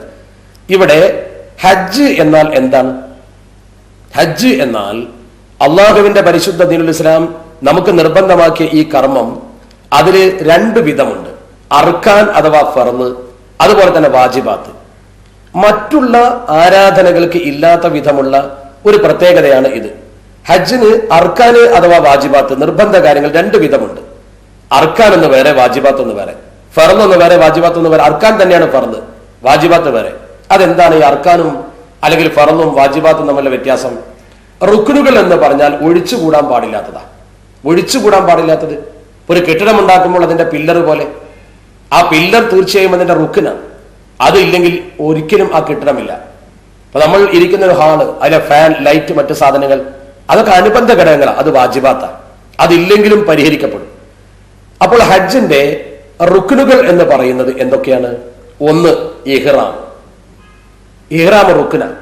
അതുപോലെ തന്നെ അറഫയിൽ നിൽക്കുക, ഇഫാദത്തിന്റെ തവാഫ് ചെയ്യുക, സഈ ചെയ്യുക, മുടി മുറിക്കുക, പ്രധാന റുക്കനുകളിൽ തെർത്തീബ് പാലിക്കുക. പ്രധാന റുക്കനുകളിൽ തെർത്തീബ് എന്ന് പറഞ്ഞാൽ ഇഹ്റാം ചെയ്യാതെ അറഫയിൽ നിന്നിട്ട് ഫലമില്ല, അറഫയിൽ നിൽക്കാതെ ഇഫാദത്തിന്റെ തവാഫ് ചെയ്തിട്ടും ഫലമില്ല. അപ്പോൾ ഒന്നുകൂടി പറയാം, ഹജ്ജിന്റെ അർക്കാൻ അഥവാ ഫർള്. അർക്കാൻ ഫർള് എന്ന് പറയുന്ന ഒന്ന് തന്നെയാണ്, അർക്കാൻ തന്നെയാണ് ഫർള്. അത് ഒഴിച്ചുകൂടാൻ പറ്റില്ല എന്ന് പറഞ്ഞാൽ ഈ പറയപ്പെട്ട കാര്യത്തിൽ നിന്ന് 5 കാര്യങ്ങൾ പറഞ്ഞല്ലോ, ഈ 5-ൽ നിന്ന് ഏതെങ്കിലും ഒന്ന് ഒഴിവായാൽ ഹജ്ജില്ല. ഏതാണ് 5 കാര്യം? ഒന്ന്, ഇഹ്റാം ചെയ്യുക. ഇഹ്റാം ചെയ്യാതിരുന്നാൽ ഹജ്ജില്ല. ഇഹ്റാം ചെയ്യാതെ ഹജ്ജ് സ്വഹീഹാകില്ല എങ്ങനെയാണെങ്കിലും ശരി. 2, അറഫയിൽ നിൽക്കുക. അറഫയിൽ നിൽക്കാതെ ഹജ്ജ് പറ്റില്ല, ഹജ്ജ് സ്വീകരിക്കില്ല, ഹജ്ജില്ല. 3, ഇഫാദത്തിന്റെ തവാഫ്. അറഫയിൽ നിന്ന ശേഷം ചെയ്യുന്ന തവാഫാണ് ഇഫാദത്തിന്റെ തവാഫ്. ആ തവാഫ് ചെയ്യാതെ ഹജ്ജില്ല, അതിന് വേറെ പരിഹാരവുമില്ല. പിന്നെ സഈ, ഇഫാദത്തിന്റെ തവാഫിന് ശേഷമുള്ള സഈ, ഹജ്ജിന്റെ സഈ. ആ സഈ ചെയ്യാതെ ഹജ്ജില്ല, അതിന് പരിഹാരവുമില്ല. പിന്നെ ഹൽക്ക് അഥവാ മുടി മുറിക്കുക. മുടി മുറിക്കാതെ മറ്റൊരു മാർഗവുമില്ല, മുടി മുറിച്ചിരിക്കണം. മുടി ഇല്ലാത്തവന്റെ നിബന്ധന വരെ പറയുന്നുണ്ട്, എങ്കിലും ഈ മുടി മുറിക്കുക എന്ന പ്രവർത്തനം അവൻ ചെയ്യണം. ഈ 5 കാര്യങ്ങൾ, അതോടൊപ്പം തെർത്തീബും, ഈ 5 കാര്യങ്ങൾ നിർവഹിക്കാതെ ഒരിക്കലും ഹജ്ജാകില്ല, സ്വീകരിക്കപ്പെടില്ല. ഇനി വാജിബാത്ത്. എന്താണ് വാജിബാത്ത്? വാജിബാത്ത് എന്ന് പറയുന്നത് ഹജ്ജിന്റെ പൂർണ്ണതയ്ക്ക് അനിവാര്യമാണെങ്കിലും ഒഴിവായി പോയാൽ, ഒഴിവാക്കിയാലല്ല, നിർബന്ധപൂർവ്വം ഒഴിവാക്കാൻ പാടില്ല. അഥവാ നമ്മുടെ സാഹചര്യം കൊണ്ട് അത് ഒഴിവായി പോയാൽ അതിന് പരിഹാരമായി മതം നിർദ്ദേശിച്ച ഒരാടിനെ അറുത്തു കൊടുക്കുകയോ അനുബന്ധ പ്രവർത്തനങ്ങളോ ചെയ്യാം. ബലി അറുക്കുക എന്നർത്ഥം. എന്തൊക്കെയാണ് വാജിബാത്ത്? വാജിബാത്ത്: 1, മീഖാത്തിൽ നിന്ന് ഇഹ്റാം ചെയ്യുക. 2, ജംറകളിൽ കല്ലെറിയുക. 3, മിനയിൽ രാപ്പാർക്കുക. 4, മുസ്ദലിഫയിൽ രാപ്പാർക്കുക. 5, വദാഇന്റെ തവാഫ് ചെയ്യുക. ഈ 5 കാര്യങ്ങൾ. ഈ 5 കാര്യങ്ങളിൽ നിന്ന് ഏതെങ്കിലും ഒന്ന് ഒഴിവായി പോയി, ഉദാഹരണം മീഖാത്തിൽ നിന്ന് ഇഹ്റാം ചെയ്യാൻ കഴിഞ്ഞില്ല, ഒരാട് നടത്തി കൊടുത്താൽ പരിഹരിക്കും. ജംറകളിൽ കല്ലെറിയാൻ കഴിഞ്ഞില്ല, എല്ലാ ജംറകളിലും ഏറും ഒഴിവാക്കിയാൽ അവിടെ പകരമായി ഒരു ആട് നടത്തി കൊടുത്താൽ മതി. പക്ഷെ ഇതൊന്നും ആടിനെ അറുത്ത് കൊടുക്കാം എന്ന് കരുതി ഒഴിവാക്കാൻ പാടില്ല. ഒഴിവായിപ്പോയാലുള്ള പരിഹാര മാർഗമാണ്, ഒഴിവാക്കാനുള്ള പഴുതല്ല. അപ്പോൾ വാജിബാത്ത് ഒഴിവായി പോയാൽ പരിഹാരമുണ്ട്, അർക്കാൻ ഒഴിവായി പോയാൽ പരിഹാരമില്ല. ഇതാണ് ഹജ്ജിന്റെ പ്രവർത്തനങ്ങളിലെ വ്യത്യസ്തത. അതുകൊണ്ട് ഇനി നമ്മൾ പഠിക്കേണ്ടത് ഹജ്ജിന്റെ 1ാമത്തെ റുക്ന് ഇഹ്റാമാണ്. ഇഹ്റാം ചെയ്യാനാണ് ഇനി നമ്മൾ ഒന്നുകിൽ ക്യാമ്പിൽ നിന്ന് അല്ലെങ്കിൽ എയർപോർട്ടിൽ നിന്ന് ശ്രമിക്കുന്നത്. അതുകൊണ്ട് ഇൻഷാ അല്ലാഹ് നമുക്ക് ഇഹ്റാമിനെ കുറിച്ച് പഠിക്കാം. ഇഹ്റാമിനെ കുറിച്ച് പഠിക്കുമ്പോൾ 3 ചോദ്യങ്ങളാണ് നമ്മുടെ മുമ്പിൽ ഉയർന്നു വരുന്നത്. ഇഹ്റാം എന്താ? 3 ചോദ്യങ്ങൾ. ആ 3 ചോദ്യങ്ങൾക്ക് ഉത്തരം കിട്ടിയാൽ ഇഹ്റാമായി. ഇഹ്റാം എന്ന് പറഞ്ഞാൽ എപ്പോൾ, എവിടെ നിന്ന്, എങ്ങനെ. എപ്പോൾ, എവിടെ നിന്ന്, എങ്ങനെ. ഈ 3 ചോദ്യങ്ങൾക്ക് നിങ്ങൾക്ക് ഉത്തരം കിട്ടിക്കഴിഞ്ഞാൽ ഇഹ്റാമായി. അപ്പോൾ എങ്ങനെയാണ്, എപ്പോഴാണ്, എവിടെ നിന്നാണ് ഇഹ്റാം ചെയ്യേണ്ടത്? എപ്പോൾ എന്ന ചോദ്യം അള്ളാഹുവിന്റെ പരിശുദ്ധ ഖുർആൻ പറയുന്നു. അൽ ഹജ്ജു അഷ്ഹുറും മഅലൂമാത്ത്, അൽ ഹജ്ജു അഷ്ഹുറും മഅലൂമാത്ത് ഫമൻ ഫറദ ഫീഹിന്നൽ ഹജ്ജ ഫലാ റഫത വലാ ഫുസൂക വലാ ജിദാല ഫിൽ ഹജ്ജ് വമാ തഫ്അലൂ മിൻ ഖൈരി യഅലമുല്ലാഹ് വതസവ്വദൂ ഫഇന്ന ഖൈറ സാദി തഖ്വാ വത്തഖൂനി യാ ഉലിൽ അൽബാബ്. ഈ ആയത്തിന്റെ തുടക്കത്തിൽ പറയുന്ന അൽ ഹജ്ജു അഷ്ഹുറും മഅലൂമാത്ത്, ഹജ്ജ് എന്ന് പറഞ്ഞാൽ ചില നിശ്ചിത മാസങ്ങളാണ്. അഷ്ഹുറും മഅലൂമാത്ത്, അറിയപ്പെട്ട മാസങ്ങൾ. അതേതാണ്? ശവ്വാൽ 1 മുതൽ ദുൽഹജ്ജ് 10 സുബഹി വരെയുള്ള സമയം. ശവ്വാൽ 1 മുതൽ ദുൽഹജ്ജ് 10 വരെ, ശവ്വാൽ, ദുൽഖഅദ്, ദുൽഹജ്ജ് 10, ഈ 2 മാസവും 10 ദിവസവും. ഇതിനിടയ്ക്കുള്ള ഏതെങ്കിലും ഒരു ദിവസത്തിലാണ് ഹജ്ജിന് ഇഹ്റാം ചെയ്യേണ്ടത്. അല്ലാത്ത സമയത്ത് എപ്പോൾ ഇഹ്റാം ചെയ്താലും അത് ഉംറക്കായിട്ട് പരിഗണിക്കപ്പെടും. എന്നാൽ ഉംറക്ക് ഇഹ്റാം ചെയ്യേണ്ട സമയമോ ഹജ്ജിന്റെ ഇഹ്റാമിലും കർമ്മത്തിലും അല്ലാത്ത ഏത് സമയത്തും ആണ്ടിൽ എപ്പോഴും ഉംറക്ക് ഇഹ്റാം ചെയ്യാൻ പറ്റും. എപ്പോ വേണമെങ്കിലും ഇഹ്റാം ചെയ്യാം, ഹജ്ജിന്റെ കർമ്മത്തിൽ അല്ലാതിരുന്നാൽ മതി. ഹജ്ജിന്റെ ഇഹ്റാമിലാകുമ്പോൾ പിന്നെ ഉംറക്ക് വേറെ ഇഹ്റാം ചെയ്യാൻ പറ്റില്ലല്ലോ. ഇനി എവിടെ നിന്ന്? മീഖാത്തിൽ നിന്ന്. അതാണ് വാജിബാത്തിൽ പറഞ്ഞത് മീഖാത്തിൽ നിന്ന് ഇഹ്റാം ചെയ്യുക എന്ന്. മീഖാത്ത് എന്നാൽ എന്താണ്? ഹജ്ജിന് ഇഹ്റാം ചെയ്യുന്നതിന് വേണ്ടി അഷ്റഫുൽ ഖൽഖ് സ്വല്ലല്ലാഹു അലൈഹി വസല്ലമ തങ്ങൾ നമുക്ക് നിർദ്ദേശിച്ചു തന്ന 5 പ്രദേശങ്ങളാണ്, 5 സ്ഥലങ്ങളാണ് മീഖാത്ത്. ഒന്ന് ദുൽഹുലൈഫ. മദീന വഴി വരുന്നവരാരാണെങ്കിലും ദുൽഹുലൈഫയിൽ നിന്നാണ് ഇഹ്റാം ചെയ്യേണ്ടത്. മക്കയിൽ നിന്ന് ഏകദേശം 420 കിലോമീറ്റർ ഉണ്ട് അങ്ങോട്ട്. മദീനയിൽ നിന്ന് ഒരു 10 കിലോമീറ്റർ വരും മസ്ജിദ് നബവിയിൽ നിന്ന്. അപ്പോൾ മദീനയിലെ ദുൽഹുലൈഫ, അതിന് അബിയാർ അലി എന്നാണ് അറബികൾ ഇപ്പോൾ പറയുന്ന പേര്. ബിർ അലി എന്നും പറയാറുണ്ട്. ദുൽഹുലൈഫയാണ് ശരിയായ പേര് ചരിത്രത്തിൽ. ഈ ദുൽഹുലൈഫയിൽ നിന്ന് ഹജ്ജിന് ഇഹ്റാം ചെയ്യാം. എന്നതുപോലെ രണ്ടാമത്തെ യലംലം. യലംലം യമന്റെ ഭാഗത്താണ്. യമന്റെ ഭാഗത്തുള്ള യലംലമിൽ വെച്ച് ഹജ്ജിന് ഇഹ്റാം ചെയ്യാം. അത് ആ ഭാഗം വഴി വരുന്ന ആളുകളുടെ മീഖാത്താണ്.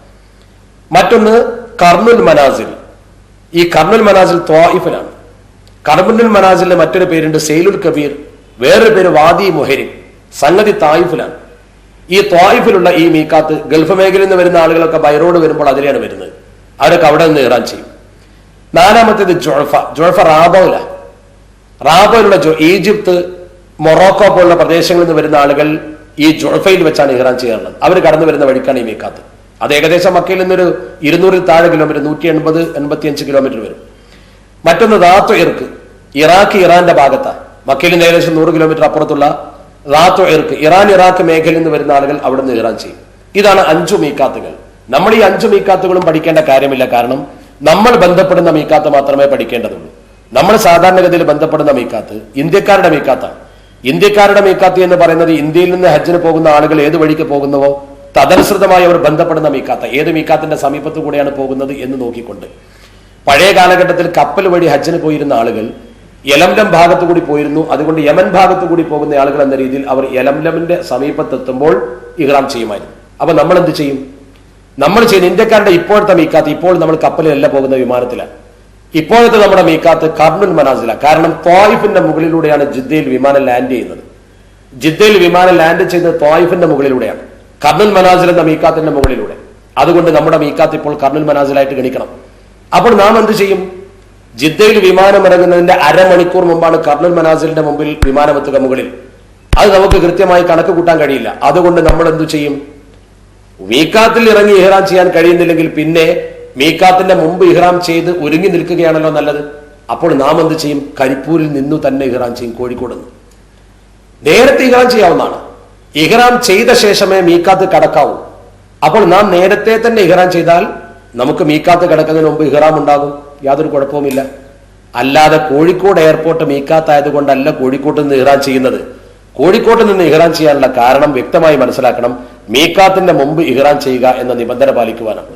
അപ്പോൾ എവിടെ നിന്ന് ഇഹ്റാം ചെയ്യണം എന്നതിന് ഉത്തരം കിട്ടി. എപ്പോൾ എന്നതിന് നേരത്തെ ഉത്തരം പറഞ്ഞു. എവിടെ നിന്ന് ഇഹ്റാം ചെയ്യണം എന്നതിനും ഉത്തരം പറഞ്ഞു. ഇനി ഉംറക്കോ? ഉംറയുടെ മീഖാത്ത് എന്ന് പറയുന്നത് ഹജ്ജിന്റെ എല്ലാ മീഖാത്തിൽ നിന്നും ഉംറക്ക് ഇഹ്റാം ചെയ്യാൻ കഴിയും. ഈ പറയപ്പെട്ട 5 മീഖാത്തിൽ നിന്നും ഉംറക്ക് ഇഹ്റാം ചെയ്യാം. ഉംറക്കോ ഹജ്ജിനോ, ഹജ്ജ് കാലത്താണെങ്കിൽ ഹജ്ജിന് ഇഹ്റാം ചെയ്യുക, ഉംറക്കാണെങ്കിൽ ഉംറക്ക് ഇഹ്റാം ചെയ്യുക. അതേ സമയത്ത് മക്കയിലുള്ള ഒരാൾക്ക്, അത് ആരാണെങ്കിലും, അവിടുത്തുകാരനാണെങ്കിലും വിദേശിയാണെങ്കിലും, ഉംറക്ക് ഇഹ്റാം ചെയ്യാൻ ഹറമിന്റെ പുറത്തേക്ക് പോകണം. ഹറമിന്റെ പുറത്തേക്ക് പോകണം. ഹറമിന്റെ പുറത്ത് പോയി ഇഹ്റാം ചെയ്യണം. മക്കയിലുള്ള ആളുകൾക്ക് ഹജ്ജിന് ഇഹ്റാം ചെയ്യാൻ മക്കയിൽ നിന്ന് തന്നെ ഇഹ്റാം ചെയ്താൽ മതി. മക്കക്കാർക്ക് ഹജ്ജിന് ഇഹ്റാം ചെയ്യേണ്ടത് മക്കയിൽ നിന്ന് തന്നെയാണ്. മക്കക്കാരെന്ന് പറയുമ്പോൾ അവിടെ ജനിച്ചു വളർന്നവരും ഹജ്ജ് മാസത്തിന് മുമ്പ് അവിടെ ജോലിയായി അല്ലെങ്കിൽ അവിടെ എത്തിപ്പെട്ട് താമസിക്കുന്ന ആളുകൾ, അവരെ സംബന്ധിച്ചിടത്തോളം അവരുടെ ഹജ്ജിന്റെ മീക്കാത്ത് മക്ക തന്നെ. അല്ലാത്തവർക്ക് ഹജ്ജിന്റെ മീക്കാത്ത് അവരുടെ നാട്ടിൽ നിന്ന് കടന്നു വരുന്ന വഴിക്കുള്ള ഏത് മീക്കാത്താണോ ആ മീക്കാത്ത്. ഉംറയുടെ മീക്കാത്ത് എല്ലാവർക്കും ഹറമിന്റെ പുറത്ത്. ഈ ഹറമിന്റെ പുറത്ത് പോയി ഉംറയ്ക്ക് ഇഹ്റാം ചെയ്യുന്നതിന് വേണ്ടി മസ്ജിദ് ആയിഷ എന്ന് പറയുന്നൊരു പള്ളിയുണ്ട്. അവിടെ നിന്ന് ഇഹ്റാം ചെയ്യൽ പുണ്യമുള്ള കാര്യമാണ്. പക്ഷെ അവിടുന്ന് ഹജ്ജിന് ഇഹ്റാം ചെയ്യാൻ കഴിയില്ല. ആ ഉംറയുടെ മീക്കാത്തിൽ നിന്ന് ഉംറയ്ക്ക് മാത്രമേ ഇഹ്റാം ചെയ്യാൻ പറ്റൂ. ഒന്നുകൂടി വ്യക്തമാക്കാം, ഹജ്ജിന്റെ മീക്കാത്തിൽ നിന്ന് ഹജ്ജിനും ഉംറക്കും ഇഹ്റാം ചെയ്താൽ സ്വീകാര്യമാണ്. ഉംറയുടെ മീക്കാത്തിൽ നിന്ന് ഹജ്ജിനും ഇഹ്റാം ചെയ്യാൻ കഴിയില്ല. അവിടെ ഉംറക്ക് മാത്രമേ ഇഹ്റാം ചെയ്യാൻ കഴിയൂ. ഇനി മൂന്നാമത്തെ ചോദ്യം, എങ്ങനെ ഇഹ്റാം ചെയ്യണം? ഇഹ്റാം ചെയ്യേണ്ടത് എങ്ങനെയാണ്? അതിന്റെ മറുപടി ഇവിടെ എങ്ങനെ ഇഹ്റാം ചെയ്യണമെന്ന് പറയുന്നതിന് മുമ്പ് ഇഹ്റാം എന്താണെന്ന് മനസ്സിലാക്കുന്നത് നല്ലതാണ്. ഇഹ്റാം എന്ന് പറഞ്ഞാൽ ശാരീരികമായും മാനസികമായുമുള്ള ഒരു ഒരുക്കമാണ്. ഹജ്ജിന് വേണ്ടിയുള്ള ഒരു ഒരുക്കം, ഹജ്ജിന് വേണ്ടിയുള്ള ശാരീരിക മാനസിക ഒരുക്കം. അവ ശാരീരികമായും ഒരുങ്ങണം, മാനസികമായും ഒരുങ്ങണം. അതെങ്ങനെ ഒരുങ്ങണം? അതിലേക്ക് കടക്കുന്നതിന് മുമ്പ് ഈ വാജിബാത്തിൽപ്പെട്ട ഒന്നാണല്ലോ മീക്കാത്തിൽ നിന്ന് ഇഹ്റാം ചെയ്യുക. ഇനി ഒരാൾ അബദ്ധവശാൽ മീക്കാത്തിൽ നിന്ന് ഇഹ്റാം ചെയ്യാതെ അങ്ങോട്ട് പോയി ഒരാടിനെ അറുത്ത് ധർമ്മം കൊടുക്കണം.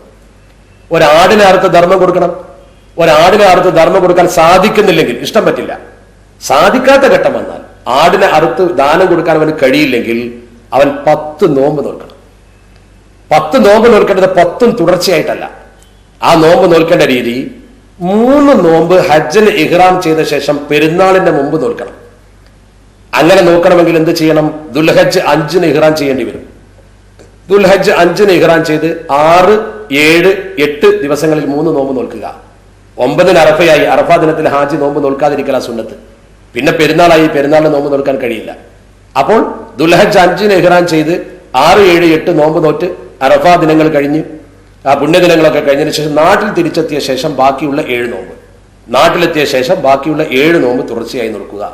ഇതാണ് അതിന്റെ രീതി. ഇനി ഒരാളെ സംബന്ധിച്ചിടത്തോളം അയാൾക്ക് മക്കയിൽ വെച്ച് ഈ 3 നോമ്പ് നോൽക്കാൻ സാധിക്കാതെ വന്നു, മക്കയിൽ വെച്ച് അയാൾക്ക് 3 നോമ്പ് നോൽക്കാൻ കഴിയാത്ത ഒരു സാഹചര്യം വന്നാൽ അവൻ ചെയ്യേണ്ടത് ഈ 10 നോമ്പ് നാട്ടിൽ തിരിച്ചെത്തിയ ശേഷം നോക്കണം. അവിടെയും ഒന്നിച്ചു പറ്റില്ല.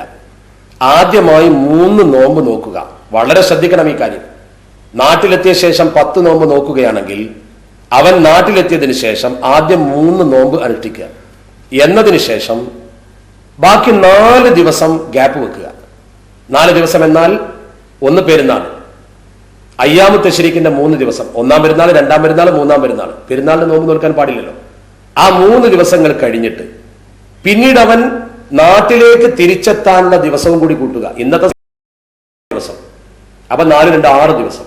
6 ദിവസം കഴിഞ്ഞതിന് ശേഷം ബാക്കി 7 നോമ്പ് പൂർത്തിയായി നോക്കുക. അല്ലാതെ 10 തുടർച്ചയായി പറ്റില്ല. ഈ ക്രമം കൃത്യമായി പാലിക്കണം.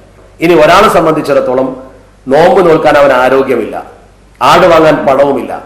അങ്ങനെയുള്ള ഒരു സാഹചര്യമാണെങ്കിൽ ഒരു നോമ്പിന് 1 മുദ്ദ് എന്ന തോതിൽ, 1 മുദ്ദ് എന്ന് പറഞ്ഞാൽ 620 ഗ്രാം, അങ്ങനെ ഒരു നോമ്പിന് 1 മുദ്ദ് എന്ന രീതിയിൽ 10 നോമ്പിന് 10 മുദ്ദ് ധർമ്മം കൊടുക്കുക. 10 മുദ്ദ് എന്ന് പറയുമ്പോൾ ഏകദേശം 6.25 കിലോ അരി വരും. 6.25 കിലോ നാട്ടിലെ പ്രധാനപ്പെട്ട ധാന്യം ധർമ്മം കൊടുക്കുക.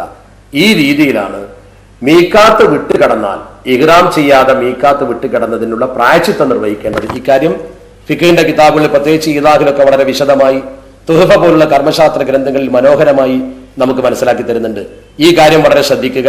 അങ്ങനെ നാം ഇഹ്റാം ചെയ്യേണ്ടത് എപ്പോഴെന്നും എങ്ങനെയെന്നും എവിടെ നിന്നും വ്യക്തമായി പഠിച്ചു. ഇനി ഇഹ്റാം എത്ര വിധമുണ്ട് എന്നാണ് മനസ്സിലാക്കേണ്ടത്. ഇഹ്റാം 4 വിധത്തിലുണ്ട്. ഇഹ്റാം 4 വിധമുണ്ട്. പറയുന്ന കാര്യം, ഇപ്പോൾ നാം എയർപോർട്ടിലാണ്, ഇഹ്റാം ചെയ്തിട്ടില്ല, പഠിക്കുന്നേ ഉള്ളൂ. നിങ്ങൾ എന്റെ കൂടെ നിൽക്കണം. കൂടുതൽ മസ്അല കാര്യങ്ങൾ പറയുമ്പോൾ മനസ്സാശങ്കപ്പെടരുത്. അതിൽ നിന്ന് നിങ്ങൾക്ക് പഠിക്കേണ്ടത് മാത്രം വേർതിരിച്ചെടുത്തുകൊണ്ട് ഞാൻ കൃത്യമായി പഠിപ്പിച്ചു തരാം. അള്ളാഹു നമുക്ക് ഇൽമു വർദ്ധിപ്പിച്ചു തരുമാറാവട്ടെ. ശ്രദ്ധിക്കണം, വളരെ നന്നായി ശ്രദ്ധിച്ചാൽ നിങ്ങൾക്കിത് ബോധ്യപ്പെടും. നോക്കൂ, ഇഹ്റാം 4 വിധമുണ്ട്. നമ്മളിപ്പോ 3 കാര്യങ്ങളെ പഠിച്ചുള്ളൂ. ഇഹ്റാം ചെയ്യേണ്ടത് എപ്പോഴും, എവിടെ നിന്ന്, എങ്ങനെ എന്നതിനെ കുറിച്ച് നമ്മൾ പറഞ്ഞു വരികയാണ്. എങ്ങനെയാണ് ഇഹ്റാം ചെയ്യേണ്ടത്? ഇനി ഇത് ചുരുക്കി പറയുമ്പോൾ നിങ്ങൾക്ക് വളരെ ലഘുവായി തോന്നും. ഒരിക്കലും നിങ്ങൾ ആശങ്കപ്പെടേണ്ട. ഇതൊക്കെ കൂടി കേട്ടൊരു പ്രയാസം വരുന്നുണ്ടെന്ന് തോന്നൽ വേണ്ട. കൃത്യമായി പറയാം. നമുക്ക് ഇഹ്റാം 4 വിധമുണ്ടെന്ന് ആദ്യം മനസ്സിലാക്കണം. ആ 4 വിധവും നമ്മൾ സ്വീകരിക്കേണ്ടതില്ല. ഇഫ്രാദ്, തമത്തു, ഖിറാൻ, ഇത്ലാഖ്. ഇഫ്രാദ് എന്ന് പറഞ്ഞാൽ ഹജ്ജിന്റെ മാസത്തിൽ ഹജ്ജിന് ഇഹ്റാം ചെയ്ത് ഹജ്ജിന്റെ കർമ്മങ്ങൾ പൂർത്തീകരിച്ച് തഹല്ലുലാവുക. ഇതാണ് ഇഫ്രാദ്. ഇത് ഏറ്റവും പ്രതിഫലാർഹമായ രീതിയാണ്. തമത്തു എന്ന് പറഞ്ഞാൽ ഹജ്ജ് മാസത്തിൽ ഉംറക്ക് ഇഹ്റാം ചെയ്ത് തഹല്ലുലായി പിന്നീട് ഹജ്ജിന്റെ ദിവസത്തിൽ ഹജ്ജിന് ഇഹ്റാം ചെയ്ത് ഹജ്ജിൽ നിന്ന് തഹല്ലുലാവുക. വിശദീകരിച്ച് പിന്നീട് പറയാം. ഖിറാൻ എന്ന് പറഞ്ഞാൽ ഹജ്ജിനും ഉംറക്കും ഒന്നിച്ച് ഇഹ്റാം ചെയ്ത് ഒരേ പ്രവൃത്തി നടത്തുക. ഇത്ലാഖ് എന്ന് പറഞ്ഞാൽ ഇഹ്റാം ചെയ്യുമ്പോൾ എന്താണെന്ന് തീരുമാനിക്കാതെ ഇഹ്റാം ചെയ്ത ശേഷം മക്കയിൽ എത്തിയ ശേഷം വേണ്ടത് ഏത് രീതിയാണെന്ന് തിരഞ്ഞെടുക്കുക. ഈ 4 രീതി. ഇതിൽ നമ്മൾ സ്വീകരിക്കുന്ന രീതി, മലയാളികൾ പ്രത്യേകിച്ച് ഇന്ത്യയിൽ നിന്ന് പോകുന്നവരും വിദേശത്ത് വരുന്നവരുമായ ബഹുഭൂരിപക്ഷം ആളുകൾ തിരഞ്ഞെടുക്കുന്ന രീതി തമത്തു ആണ്. തമത്തു എന്ന പദത്തിന്റെ അർത്ഥം തന്നെ സുഖം അനുഭവിക്കുക എന്ന. എന്താ തമത്തു സ്വീകരിക്കാൻ കാരണം? നിങ്ങളൊന്ന് മനസ്സിലാക്കണം. ഉദാഹരണമായി നമ്മൾ ഇഫ്രാദോ ഖിറാനോ സ്വീകരിച്ചു എന്നിരിക്കട്ടെ. ഇഫ്രാദോ ഖിറാനോ നമ്മൾ സ്വീകരിച്ചു എന്നിരിക്കട്ടെ. ഇത്ലാഖ് കൂലി കുറഞ്ഞ ഒരു രീതിയാണ്. ഇഫ്രാദോ ഖിറാനോ നമ്മൾ സ്വീകരിച്ചാൽ, അഥവാ ഹജ്ജ് മാസത്തിൽ ഹജ്ജും ഉംറയും ഒന്നിച്ച് അല്ലെങ്കിൽ ഹജ്ജ് സ്വന്തം ചെയ്യുന്ന രീതി സ്വീകരിച്ചാൽ, നമ്മൾ ഇവിടെ നിന്ന് പോകുന്നത് ഉദാഹരണമായി ദുൽഖഅദിലാണെന്നിരിക്കട്ടെ. ദുൽഖഅദ് മാസം നമ്മൾ പോകുമ്പോൾ ഹജ്ജിന് അങ്ങ് ഇഹ്റാം ചെയ്താൽ നമ്മൾ മക്കയിൽ ചെന്ന് കർമ്മങ്ങളൊക്കെ നിർവഹിച്ച് ഹജ്ജിന്റെ ദിവസം വന്ന് ദുൽഹജ്ജ് 9 അറഫയിൽ നിന്ന് ദുൽഹജ്ജ് 10 കല്ലെറിഞ്ഞതിന് ശേഷം മുടി മുറിച്ചിട്ടേ നമുക്ക് സാധാരണ വസ്ത്രം ധരിക്കാനും സുഗന്ധം പൂശാനും ഷേവ് ചെയ്യാനും ഒക്കെ പറ്റും. അതുവരെ ഇഹ്റാമിൽ മുടി കൊഴിയാതെ താടിയിലും തലയിലും എണ്ണ പൂശാതെ നിബന്ധനകൾ പാലിച്ചുകൊണ്ട് നിൽക്കണം. എത്ര പ്രയാസമാണ്. അതുകൊണ്ട് ഇഫ്രാദിന്റെയും ഖിറാനിന്റെയും രീതി നമ്മൾ സ്വീകരിക്കാറില്ല. തമത്തുവിന്റെ രീതി സ്വീകരിച്ചാലുള്ള ഗുണം എന്താണ്? നമ്മൾ എന്നാണോ പോകുന്നത് അന്ന് ഉംറക്ക് ഇഹ്റാം ചെയ്യുക. അവിടെ ചെന്ന് തവാഫും സഅയും കഴിച്ച് മുടി മുറിച്ച് തഹല്ലുലായി പണി തീർന്നു. പിന്നെ നമുക്ക് ഷർട്ട് ധരിക്കാം, എല്ലാ കാര്യങ്ങളും ഇവിടെ നിൽക്കുന്നത് പോലെ ചെയ്യാം. എന്നിട്ട് ഹജ്ജിന്റെ ദിവസം വരുമ്പോൾ ഹജ്ജിന് 2ാമത് ഇഹ്റാം ചെയ്യുക. ഇതാണ് സുഖപ്രദമായ രീതി. ഈ രീതിക്കാണ് തമത്തു എന്ന് പറയുന്നത്. ഈ രീതി സ്വീകരിച്ചാൽ ഒരു ആടിന് അറുത്ത് കൊടുക്കണം. അത് ഇൻഷാ അല്ലാഹ് അതിന്റെ സമയം വരുമ്പോൾ ഞാൻ വിശദീകരിക്കാം. അപ്പോൾ നിങ്ങൾ ഒരു കാര്യം പഠിച്ചു. നമ്മൾ സ്വീകരിക്കുന്ന രീതി ഏതാണ്? തമത്തുവിന്റെ രീതി. തമത്തുവിന്റെ രീതിയാണെങ്കിൽ നമ്മൾ ഇപ്പോൾ പോകുമ്പോൾ ഏതിനാണ് ഇഹ്റാം ചെയ്യുക? ഇപ്പോൾ എയർപോർട്ടിൽ നിന്ന്. ഇപ്പോൾ നാം എയർപോർട്ടിലാണ് ഉള്ളത്. ഇപ്പോൾ നാം ഇഹ്റാം ചെയ്യുന്നത് ഹജ്ജിനോ ഉംറക്കോ? ശ്രദ്ധിച്ചു പറ. ഹജ്ജിനോ ഉംറക്കോ? ഉംറക്ക്. എന്തുകൊണ്ട്? ഉംറക്ക് ഇഹ്റാം ചെയ്ത് അവിടെ ചെന്ന് ഉംറ ചെയ്ത് തഹല്ലുലായി നമുക്ക് സുഖമായി അവിടെ സഞ്ചരിച്ച് ഹജ്ജിന്റെ സമയം വരുമ്പോൾ ഹജ്ജിന് ഇഹ്റാം ചെയ്യണം. ഇല്ലെങ്കിൽ ഇപ്പോൾ തന്നെ ഹജ്ജിന് ഇഹ്റാം ചെയ്താൽ ദുൽഹജ്ജ് 10 വരെ നമ്മൾ ഇഹ്റാമിൽ നിൽക്കേണ്ടി വരും. ബുദ്ധിമുട്ടാണ്. അതുകൊണ്ട് നമ്മൾ ഇഹ്റാം ചെയ്യുന്നത് തമത്തുവിന്റെ രീതി സ്വീകരിച്ചുകൊണ്ട് ഉംറക്കാണ് എന്ന് മനസ്സിലാക്കണം. ഒരിക്കൽ ഞങ്ങളൊരു ഗ്രൂപ്പുമായി പോകുമ്പോൾ എയർപോർട്ടിൽ വെച്ച് നമ്മൾ അവർക്ക് ഇഹ്റാമിന്റെ രീതി പറഞ്ഞു കൊടുത്തു. നവൈത്തുൽ ഉംറത വ അഹ്റംതു ബിഹാ ലില്ലാഹി തആല. അല്ലാഹു തആലാക്ക് വേണ്ടി ഞാൻ ഒരു ഉംറ ചെയ്യാൻ കരുതി എന്ന് പറഞ്ഞു. ഉടനെ തന്നെ ഒരു കാരണവർ എഴുന്നേറ്റുകൊണ്ട് ചോദിച്ചു, ആഹാ, ഹജ്ജിനാണ് എന്ന് പറഞ്ഞ് പൈസ വാങ്ങിയിട്ട് ഉംറക്കാണ് കൊണ്ടുപോകുന്നതല്ലേ എന്ന് ചോദിച്ചാൽ അയാളെ സംബന്ധിച്ചിടത്തോളം മസാല അറിയാത്തതുകൊണ്ടാണ്. അപ്പൊ ആളുകളെ വഞ്ചിക്കാനല്ല, മറിച്ച് നമ്മൾ തമത്തുവിന്റെ രീതി സ്വീകരിച്ചുകൊണ്ട് ഉംറക്ക് ഇഹ്റാം ചെയ്യുന്നു. ഉംറക്ക് ഇഹ്റാം ചെയ്യാം എങ്ങനെ നമുക്ക് അതിന്റെ ഒരുക്കങ്ങളെല്ലാം എന്ന് പഠിച്ചിരിക്കണം. ഇഹ്റാമിന്റെ ഒരുക്കങ്ങളിലേക്ക് പോകാം. അപ്പോൾ തമത്തുവിന്റെ രീതി സ്വീകരിച്ച് ഉംറക്കാണ് നമ്മൾ എയർപോർട്ടിൽ നിന്ന് ഇഹ്റാം ചെയ്യുന്നത് എങ്കിൽ ഇനി ഉംറക്കല്ല ഹജ്ജിനാണ് ഏതിനാണെങ്കിലും ശരി ഇഹ്റാമിന്റെ രീതി എല്ലാം ഒന്നാണ്. എങ്ങനെ ഇഹ്റാം ചെയ്യുന്നു? ഇഹ്റാം എന്ന് പറഞ്ഞാൽ അള്ളാഹുവിന്റെ പരിശുദ്ധ ദീനുൽ ഇസ്ലാമിലെ ഈ പ്രധാനപ്പെട്ട കർമ്മത്തിനു വേണ്ടി നാം ചെയ്യുന്ന മാനസിക ശാരീരികമായ ഒരുക്കമാണ്. ശരീരം കൊണ്ട് ഒരുങ്ങേണ്ടത് എങ്ങനെയാണ്? ഒന്ന്, ശരീരത്തിലെ നീക്കപ്പെടേണ്ട മുടികൾ നീക്കുക. കക്ഷഗുഹ്യ രോമങ്ങളൊക്കെ നമ്മൾ നീക്കൽ സുന്നത്താണെന്ന് ചെറുപ്പം മുതലേ പഠിച്ചിട്ടുണ്ട്. ഹജ്ജിന് ഇഹ്റാം ചെയ്യാൻ ഉദ്ദേശിക്കുന്ന ഒരാൾ ഈ രോമങ്ങൾ നീക്കം ചെയ്യുക, നഖം മുറിക്കുക, നന്നായി വൃത്തിയായി ഒന്ന് കുളിക്കുക. ഈ 3 കാര്യങ്ങൾ എയർപോർട്ടിൽ വെച്ച് ചെയ്യാൻ സൗകര്യമുണ്ടെങ്കിൽ അങ്ങനെ, ഏറ്റവും നല്ലത് വീട്ടിൽ നിന്ന് ഇറങ്ങുന്ന സമയത്ത് രാവിലെ യാത്രക്ക് മുമ്പ് തന്നെ ഈ കാര്യങ്ങൾ ചെയ്യുമ്പോൾ ഇഹ്റാമിന് വേണ്ടി കുളിക്കുന്നു എന്ന നിയ്യത്തോടു കൂടി കുളിക്കുക. കുളിക്കുന്നതിന്റെ മുമ്പ് ക്ഷൗരം ചെയ്യുക, അതോടൊപ്പം തന്നെ നഖം മുറിക്കുക. ഇവിടെ ശ്രദ്ധിക്കേണ്ട കാര്യം, സ്ത്രീകൾ ആർത്തവകാരികളാണെങ്കിൽ ഈ മുടി, നഖം എന്നിവ നീക്കരുത്. കുളി അവർക്കും ആവശ്യമാണ്. അത് ശുദ്ധിക്കല്ല, വൃത്തിക്ക്. മാത്രമല്ല ആർത്തവമുള്ള സ്ത്രീകൾ പ്രത്യേകം ശ്രദ്ധിക്കേണ്ട ഒരു കാര്യം, ഹജ്ജിന് പുറപ്പെടുന്ന ദിവസമോ അതല്ലെങ്കിൽ ഇഹ്റാം ചെയ്യുന്ന ദിവസമോ അതല്ലെങ്കിൽ അറഫയിൽ നിൽക്കുന്ന ദിവസമോ ഒരു സ്ത്രീക്ക് ആർത്തവമുണ്ടായി എന്നതുകൊണ്ട് അവൾ ഒരിക്കലും തന്റെ അമൽ ഫസാദായി എന്ന് കരുതരുത്. അതുകൊണ്ടൊരു മാനസിക പ്രയാസമോ ടെൻഷനോ അനുഭവിക്കരുത്. കാരണം വളരെ വ്യക്തമായി ഇമാം നവവി തങ്ങളുടെ ഈദാഹിലെ പദം ഉപയോഗിക്കുകയാണെങ്കിൽ വയസിഹു മിനൽ ഹായിദി വൻ നുഫസാഇ ജമീഉ അഅമാലിൽ ഹജ്ജി ഇല്ല തവാഫ വറകഅതൈഹി. നിഫാസോ അഥവാ പ്രസവരക്തമോ ആർത്തവരക്തമോ ഉള്ള ഒരു സ്ത്രീയിൽ നിന്ന്, മെൻസസുകാരിയായ ഒരു സ്ത്രീയിൽ നിന്ന് ഹജ്ജിന്റെ എല്ലാ അമലുകളും സ്വീകരിക്കും. തവാഫിന്റെ 2 റക്അത്തും ഒഴികെ നമസ്കരിക്കൽ നിഷിദ്ധമാണ്. തവാഫ് ചെയ്യുന്നതിന് മസ്ജിദുൽ ഹറാമിൽ കടന്നിരിക്കണം. ആർത്തവകാരി പള്ളിയിൽ പ്രവേശിക്കരുത്. അതുകൊണ്ട് തന്നെ അവൾക്ക് തവാഫ് ചെയ്യാൻ കഴിയില്ല. കാരണം തവാഫിന്റെ നിബന്ധനയിൽപ്പെട്ടതാണ് ശുദ്ധി ഉണ്ടാവുക എന്നത്. മാത്രമല്ല കഅബാലയം മസ്ജിദിനകത്താണ് താൻ. അതുകൊണ്ട് തന്നെ തവാഫ് ചെയ്യാൻ പറ്റില്ല. അപ്പോൾ ഇഹ്റാം ചെയ്യുമ്പോൾ ആർത്തവകാരിയാണെങ്കിൽ പോലും അവർക്ക് ഇഹ്റാം ചെയ്യാം. ശുദ്ധിയായതിനു ശേഷം തവാഫും സഅയും നിർവഹിച്ചാൽ മതി. അപ്പോൾ ആർത്തവകാരിയാണ് എന്നതുകൊണ്ട് ഒരിക്കലും അവൾക്ക് ഹജ്ജ് നഷ്ടപ്പെടുന്ന ഒരു തരത്തിലുള്ള ആശങ്കയും മനസ്സിൽ വെച്ചുകൊണ്ട് ഹജ്ജിന് പോകരുത്, ആശങ്കയുണ്ടാവരുത്. അല്ലാഹു സുബ്ഹാനഹു വ തആല എല്ലാം എളുപ്പമാക്കിയിരിക്കുന്നു. ദീൻ എന്ന് പറഞ്ഞാൽ അത് വളരെ എളുപ്പമുള്ള കാര്യമാണ്, പ്രയാസപ്പെടുത്താനുള്ളതല്ല. അതുകൊണ്ട് നന്നായി കുളിക്കുക ആർത്തവകാരികൾ അല്ലെങ്കിൽ പുരുഷനും സ്ത്രീയും നഖം മുറിക്കുക, നീക്കേണ്ട മുടികൾ നീക്കുക, ശേഷം നന്നായി കുളിക്കുക.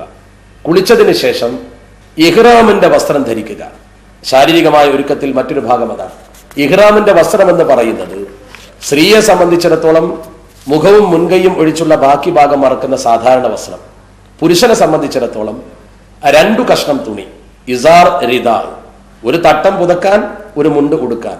അത് വെളുത്തതും പുതിയതുമായിരിക്കൽ ഏറ്റവും നല്ലതാ. അയ്യക്കൂന അബിയദൈനി ജദീദൈനി എന്ന് പ്രത്യേകം എടുത്തു ധരിച്ചിട്ടുണ്ട്. വെളുത്തതും അതുപോലെ തന്നെ പുതിയതുമായിരിക്കൽ പ്രത്യേകം സുന്നത്താണ്. ഇതാണ് പുരുഷന്റെ ഇഹ്റാം വസ്ത്രം. സ്ത്രീകൾക്കാണെങ്കിൽ ശരീരത്തിൽ മൈലാഞ്ചി, കയ്യിൽ മൈലാഞ്ചി ഇടൽ പ്രത്യേകം സുന്നത്തുണ്ട്. അതുപോലെ തന്നെ സുഗന്ധം പൂശുക എന്ന ഒരു സുന്നത്ത്. സുഗന്ധം പൂശുമ്പോൾ പ്രത്യേകം ശ്രദ്ധിക്കേണ്ടത് വസ്ത്രത്തിൽ പൂശരുത്. വസ്ത്രത്തിൽ പൂശിയാൽ ആ വസ്ത്രം അഴിച്ചു വെച്ചതിന് ശേഷം പിന്നീട് അത് എടുത്ത് ഉപയോഗിക്കേണ്ടി വന്നാൽ സുഗന്ധം പൂശിയ വസ്ത്രം ഉപയോഗിച്ചു എന്ന വിധിക്ക് ഫിദിയ കൊടുക്കേണ്ടി വരും. അതേസമയത്ത് ശരീരത്തിൽ പൂശിയാൽ സ്വാഭാവികമായും സുന്നത്ത് കിട്ടി, അതങ്ങ് പോവുകയും ചെയ്യും. അത് വീണ്ടും ഉപയോഗിക്കുന്ന പ്രശ്നം വരുന്നില്ല. അതുകൊണ്ട് മുടി നീക്കുക, നഖം നീക്കുക, സുഗന്ധം പൂശുക, വസ്ത്രം ധരിക്കുക, ഈ കാര്യങ്ങൾ നിർവഹിച്ചതിന് ശേഷം 5-ാമതായി ഇഹ്റാമിന്റെ 2 റക്അത്ത് സുന്നത്ത് കൂടി നമസ്കരിക്കണം. ഇപ്പോൾ നാം വീട്ടിൽ നിന്ന് കുളിച്ചു, വീട്ടിൽ നിന്ന് നഖവും മുടിയും നീക്കി, ഇവിടെ വെച്ച് നമുക്കൊന്ന് സുഗന്ധം പൂശാം ശരീരത്തിൽ സുന്നത്ത് കിട്ടാൻ.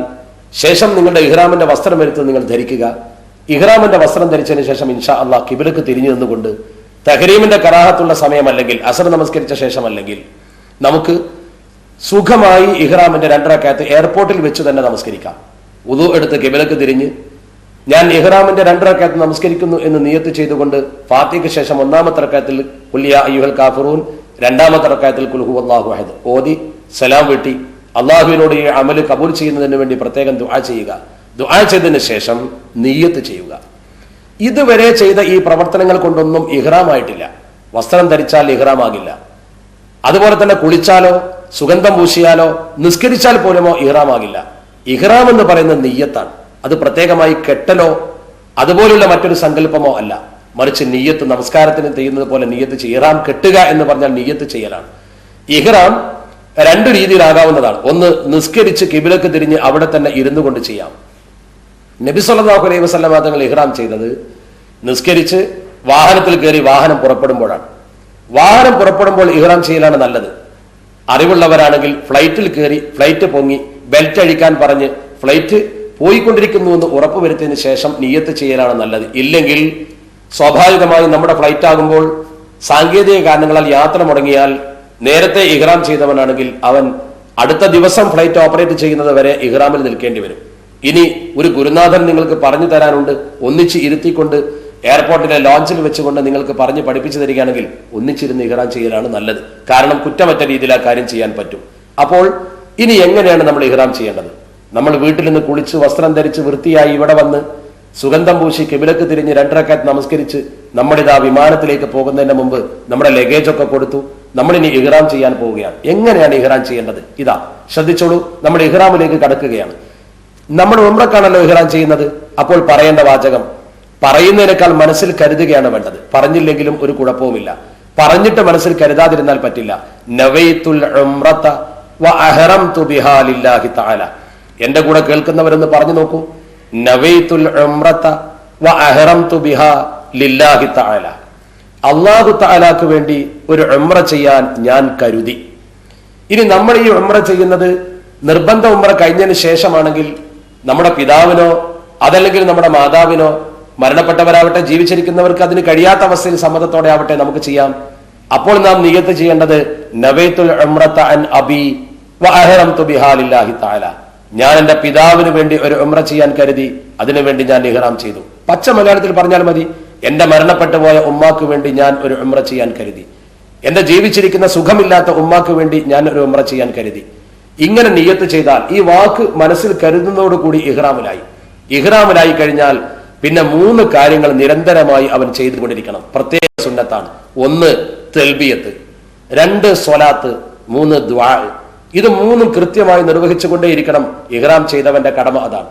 പടച്ച റബ്ബിന്റെ മുമ്പിൽ സമ്പന്നനും ദരിദ്രനും പണ്ഡിതനും പാമരനും തൊഴിലാളിയും മുതലാളിയും ഒരേ വസ്ത്രം ധരിച്ചുകൊണ്ട്, ദേശഭാഷാന്തരങ്ങളില്ലാതെ വർഗവർണ്ണങ്ങളില്ലാതെ ഒന്നിച്ചു നിന്നുകൊണ്ട് പടച്ച റബ്ബിന്റെ മുമ്പിൽ അവൻ ഖബറിലേക്ക് പോകുമ്പോൾ 2 കഷ്ണം തുണിയാണെങ്കിൽ അതേ വേഷം ധരിച്ചുകൊണ്ട് പടച്ച റബ്ബിന്റെ മുമ്പിലതാ അവൻ ഒരു സാധാരണക്കാരനെ പോലെ, എത്ര വലിയവനാണെങ്കിലും വിനയത്തോടു കൂടി സഞ്ചരിക്കുന്ന സമ്പന്നനെയും ദരിദ്രനെയും തിരിച്ചറിയുന്നില്ല, അറിവുള്ളവനെയും അറിവില്ലാത്തവനെയും പെട്ടെന്ന് തിരിച്ചറിയുന്നില്ല.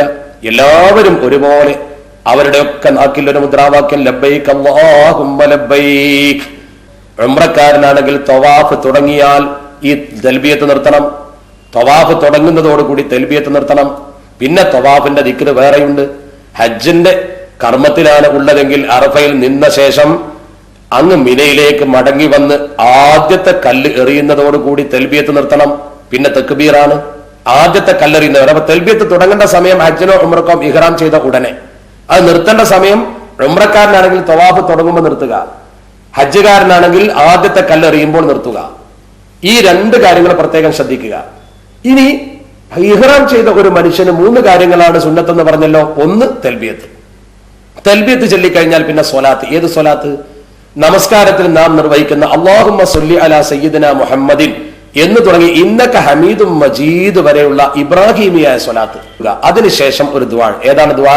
3-ാമത്തേത് അല്ലാഹുമ്മ ഇന്നാ നസ്അലുക റിളാക വൽ ജന്ന വ നഊദു ബിക മിൻ സഖതിക വന്നാർ. സഖതികാനോ സുഖതികാനോ രണ്ടും പറയാം. അല്ലാഹുമ്മ അല്ലാഹുവേ, ഇന്നാ നസ്അലുക നിന്നോട് ഞങ്ങൾ ചോദിക്കുന്നു, അതല്ലെങ്കിൽ ഇന്നി അസ്അലുക നിന്നോട് ഞാൻ ചോദിക്കുന്നു, രണ്ടുമാകാം. അല്ലാഹുമ്മ അല്ലാഹുവേ, ഇന്നാ നസ്അലുക നിന്നോട് ഞങ്ങൾ ചോദിക്കുന്നു, റിളാക വൽ ജന്ന നിന്റെ സംതൃപ്തിയും സ്വർഗവും, തൃപ്തിപ്പെട്ട സ്വർഗം തരണം റബ്ബേ. ഒരു ഹാജിയുടെ ആഗ്രഹം അതാണ്. വ നഊദു ബിക നിന്നോട് കാവൽ ചോദിക്കുന്നു, മിൻ സഖതിക വന്നാർ നിന്റെ കോപത്തെ തൊട്ടും നരകത്തെ തൊട്ടും നീ കോപിച്ചുകൊണ്ട് എന്നെ നരകത്തിലിടല്ല തമ്പുരാനെ, ആ നരകം എനിക്ക് താങ്ങാൻ കഴിയില്ല റബ്ബേ എന്ന് പറഞ്ഞുകൊണ്ട് പടച്ച റബ്ബിന്റെ മുമ്പിൽ നമ്മൾ ഖേദിച്ചു മടങ്ങുന്ന സന്ദർഭത്തെ കുറിച്ച് നിങ്ങൾ ഓർക്കണം. അങ്ങനെ ഈ ദുആ ഇങ്ങനെ വർദ്ധിപ്പിക്കുക. തൽബിയത്ത്, സ്വലാത്ത്, ദുആ, ഇതാണ് ശരിക്കും ഒരു ഹാജി നിർവഹിക്കേണ്ടത്. മുഹറമാത്തുൽ ഇഹ്റാം അഥവാ ഇഹ്റാമിൽ നിഷിദ്ധമായ കാര്യങ്ങൾ 10 എണ്ണമാണ്. 7 എണ്ണം സാധാരണഗതിയിൽ വരുന്നതും 3 എണ്ണം അത്രമാത്രം നാം ജീവിതത്തിൽ സംഭവിക്കില്ല എന്ന് മനസ്സിലാക്കേണ്ടതുമായ കാര്യങ്ങൾ. 1, പുരുഷന്മാർ ചുറ്റിത്തുന്നിയ വസ്ത്രം ധരിക്കരുത്. 2, പുരുഷന്മാർ തല മറക്കരുത്. 3, സ്ത്രീകൾ മുഖവും മുൻകൈയും മറക്കരുത്. 4, പുരുഷനും സ്ത്രീയും സുഗന്ധം ഉപയോഗിക്കരുത്. 5, താടി രോമം, തലമുടി ഇവയിൽ എണ്ണ തേക്കരുത്. ശരീരത്തിൽ നിന്നും മുടി നീക്കരുത്. ശരീരത്തിൽ നിന്നും നഖം നീക്കരുത്.